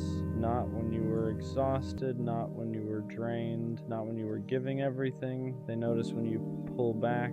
Suddenly they ask what's wrong. Suddenly they feel the distance. Suddenly they miss the version of you that was always there. And that part hurts because it shows you something you didn't want to see. They didn't miss you. They missed the access. They missed the comfort you provided, the effort you gave without question, the way you made things easier for them. So when you stop showing up like that, it feels personal to them. But for you, it wasn't about punishment. It was about survival.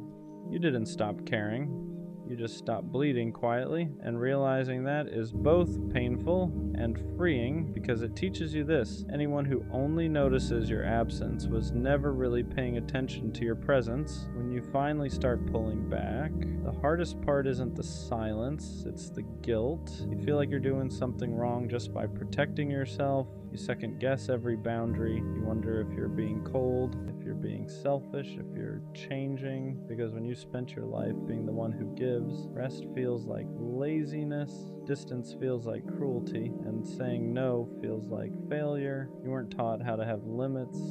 You You were taught how to endure. So the moment you stop overextending, your nervous system panics. It tells you to explain yourself, to soften it, to give just a little more so no one feels uncomfortable. But here's the truth. Boundaries don't feel good at first because you're used to being useful, not protected. You learned that love meant access, that care meant availability, that being needed was the same as being valued. So when you remove access, it feels like you're taking something away, but you're not. You're just finally keeping something for yourself. And that discomfort, that's not you doing something wrong. That's you breaking a pattern that was costing you more than you realized. People who care deeply often confuse love with sacrifice. They believe loving someone means giving more, trying harder, holding on longer than they should. They tell themselves, if I'm patient enough, they'll notice. If I stay kind, it'll balance out. If I keep showing up, it'll be worth it. But love was never meant to cost you your peace. Somewhere along the way, you learned that being good meant being accommodating, that being loving meant putting yourself last. So you stayed quiet about your needs. You ignored your exhaustion. You told yourself it wasn't that bad as long as everyone else was okay. But sacrifice without reciprocity doesn't make love deeper. It makes it heavier. Because when you're always the one adjusting, the relationship stops being shared. It becomes one-sided. And the scariest part is people can get used to that version of you. They don't ask if it's costing you anything. They just assume you'll keep paying the price until one day you realize love shouldn't feel like self-abandonment. Caring deeply doesn't mean giving endlessly, and loving someone should never require you to disappear in the process. There's a moment when something finally clicks. You get tired of proving that you're genuine, tired of explaining your intentions, tired of showing people your heart just so they can decide whether it deserves care. So you stop performing, you don't overextend anymore, you don't chase reassurance, you don't give more just to feel secure. And at first that feels uncomfortable because you're not used to being this guarded. You're used to leading with softness even when it costs you. But protecting your heart isn't the same as closing it. You're not becoming cold, you're becoming selective. You start noticing who respects your limits and who only liked you when you were endlessly available. You see who adjusts with you, instead of expecting you to bend every time, and that's when you realize something important. You don't need to prove your kindness. The right people will feel it without needing to take advantage of it. Protecting your heart doesn't make you less loving. It just means you're finally loving yourself too. Once you stop overgiving, you start noticing something clearly. Not everyone reacts the same way. Some people get uncomfortable, they push back, they ask why you're different now. They miss the version of you that gave without limits and never asked for anything back. But others adjust. They respect the boundary. They meet you halfway. They don't make you feel guilty for needing space or balance. And that difference matters because it shows you who valued you and who only valued what you provided. The right people don't punish you for protecting your heart. They don't withdraw when you stop overextending. They lean in. They check on you. They notice your effort because it's no longer automatic. They give without keeping score. And for the first time, caring doesn't feel draining. It feels mutual. You realize you don't have to shrink your heart to keep people around. You don't have to exhaust yourself to be worthy of love. The people meant for you won't disappear when you stop bleeding quietly. They'll stay because they never needed you to hurt in order to feel close. At the end of all this, you realize something important. Your softness was never the problem. Caring deeply wasn't a mistake. Being attentive wasn't wrong. Showing up wasn't foolish. The pain came from giving that level of care to people who didn't know how to hold it.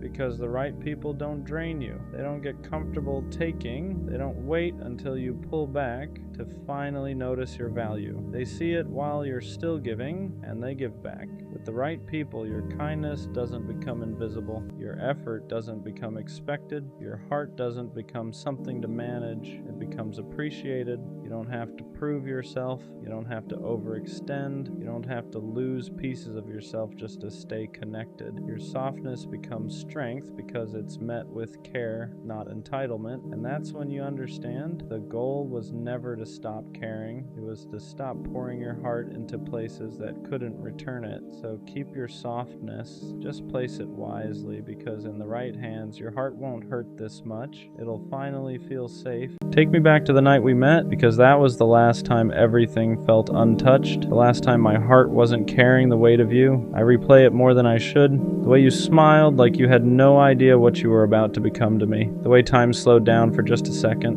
Almost like the universe was whispering, "Pay attention, this moment is going to matter someday." And I swear, I didn't know it then. I didn't know how deeply that night would root itself into my memory, how it would become the bookmark I keep flipping back to, even when I'm trying so hard to move forward. Back then, everything felt light, pure, hopeful, like life was finally giving me something soft to hold on to. I didn't know that softness would one day turn into something that hurts to remember, because now I'm just learning to live with the ghost of you. You're not here, you're not gone, you just exist in every place my mind wanders when it's tired. I see you in strangers' mannerisms, in songs that randomly come on, in the silence of my room when it's too late to pretend I'm okay. It's the little things that get me. The way a random memory will hit me out of nowhere, like the universe is trying to remind me of something I've been trying to forget. I'll hear a laugh that sounds like yours, or a phrase you used to say, and suddenly I'm right back in that moment, standing next to the version of me who still had you. And the worst part, I don't know how to move on, not really. People tell me time heals, but all time has done is make the memory sharper, clearer, more painful in a way I didn't expect. I don't need forever with you. I don't need a perfect ending. Sometimes I just wish I could go back to the before I knew what it felt like to miss someone who is still alive, just not mine. Before I learned how heavy memories can feel when they become the only place someone still exists. Take me back to the night we met, because that was the last time my heart wasn't haunted by you. I shouldn't have texted her again. I knew at the moment I hit send, that feeling like you already know how it's gonna go, but you do it anyway. Not because you're confused, but because a part of you is still hoping it'll be different this time. So I sent it, simple message, nothing crazy, but deep down, it wasn't just a text, it was me giving the situation one more chance, and I already knew how that usually ends. At first I told myself it was harmless, just a message, just checking in, just seeing what would happen. But it wasn't just that, because when you text someone like that, after everything that already happened, you're not just reaching out, you're reopening something you already struggled to close, and I knew that, but I still did it, because there's always that small voice in your head that says, maybe this time it'll be different. The worst part is waiting after you send it, watching your phone, checking if they read it, trying to act like you don't care, when you clearly do. Because now it's not just about the message anymore. It's about what their response will tell you. Do they still care? Do they ignore you? Do they respond like nothing happened? And no matter what happens, it never feels how you hoped it would. When she replied, it didn't feel the same, not even close. The energy was different, shorter, colder, like I was someone from her past, not someone she still had a connection with. And that's when it hit me. I didn't just text her again. I reminded myself why it ended, because sometimes you don't need closure. You already had it. You just didn't accept it the first time. So you go back, not to fix anything, but to feel something again, even if that feeling ends up hurting you. And that's exactly what happened. That one message brought everything back. The memories, the feelings, the version of her I thought I still had, just to show me that version doesn't exist anymore. For a second, I felt like I reset my progress. Like all the distance I created, all the clarity I built, got undone by one text. And that's frustrating because you know better. But feelings don't always follow what you know. But after sitting with it, I realized something. That message didn't set me back. It confirmed everything I was trying to accept. It showed me clearly there's nothing left there. Not in the way I wanted, and sometimes you need that. Not because you didn't already know, but because seeing it one more time makes it real in a different way. It removes the what if, it removes the doubt, it replaces hope with clarity. So yeah, I shouldn't have texted her again, but I'm not mad that I did, because now I don't wonder anymore. Now I don't think maybe it could have been different. I saw it, I felt it, and I understand it. Some things don't need another chance. They already showed you everything the first time, and next time I won't send that message because I won't need to. I stayed loyal. That's the part that messes with me the most. Not because I regret it, but because I know I was real the whole time. I didn't switch up. I didn't look for other options. I didn't keep backups just in case. When I said I was with her, I meant it. Even when things fell off, even when her energy started changing, even when I had moments where I could have pulled back and protected myself, I didn't. Because in my head, loyalty wasn't something you give only when it's easy. It's something you keep, especially when it's not. So I stayed consistent, I stayed patient, I stayed solid in a situation that slowly stopped being solid back. And the crazy part is, while I was staying loyal, she wasn't. The part that's hard to explain is how I stayed the same, even when everything around me started changing.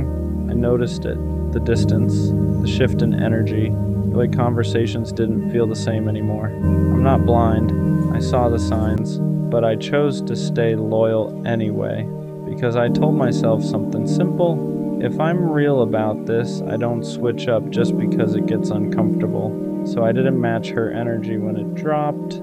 I didn't start moving different. I didn't go looking for someone else just because things felt uncertain. I stayed. I kept showing up the same way I always did. And maybe that was my mistake, not being loyal, but being loyal to someone who had already started moving differently behind the scenes. Because while I was protecting what we had, she was slowly stepping out of it, and I didn't want to believe that, because loyalty makes you believe in what something was, even when it's no longer what it is. The truth didn't hit me all at once. It came in pieces, little realizations that didn't fully make sense at first, moments where things felt off, but not off enough to walk away. I would notice small things, the way she moved differently, the way her attention felt split, the way her consistency started depending on her mood, and every time I noticed it, I told myself the same thing. Don't overthink it, because when you're loyal, you don't want to accuse someone of something they haven't admitted. You give them the benefit of the doubt. You trust what you had, instead of questioning what it's becoming. So I stayed grounded, I stayed the same. I kept treating her like she was still fully in it, even when deep down I could feel she wasn't. And that's the part that hurts the most. Not that she switched up, but that I stayed solid while she was already moving differently. At some point, the truth became impossible to ignore, not because she said it, but because her actions started saying it for her. You can feel when someone isn't fully there anymore. You don't need proof, you don't need confirmation. It's in the energy, the way they reply, the way they move, the way they stop showing up the same way they used to.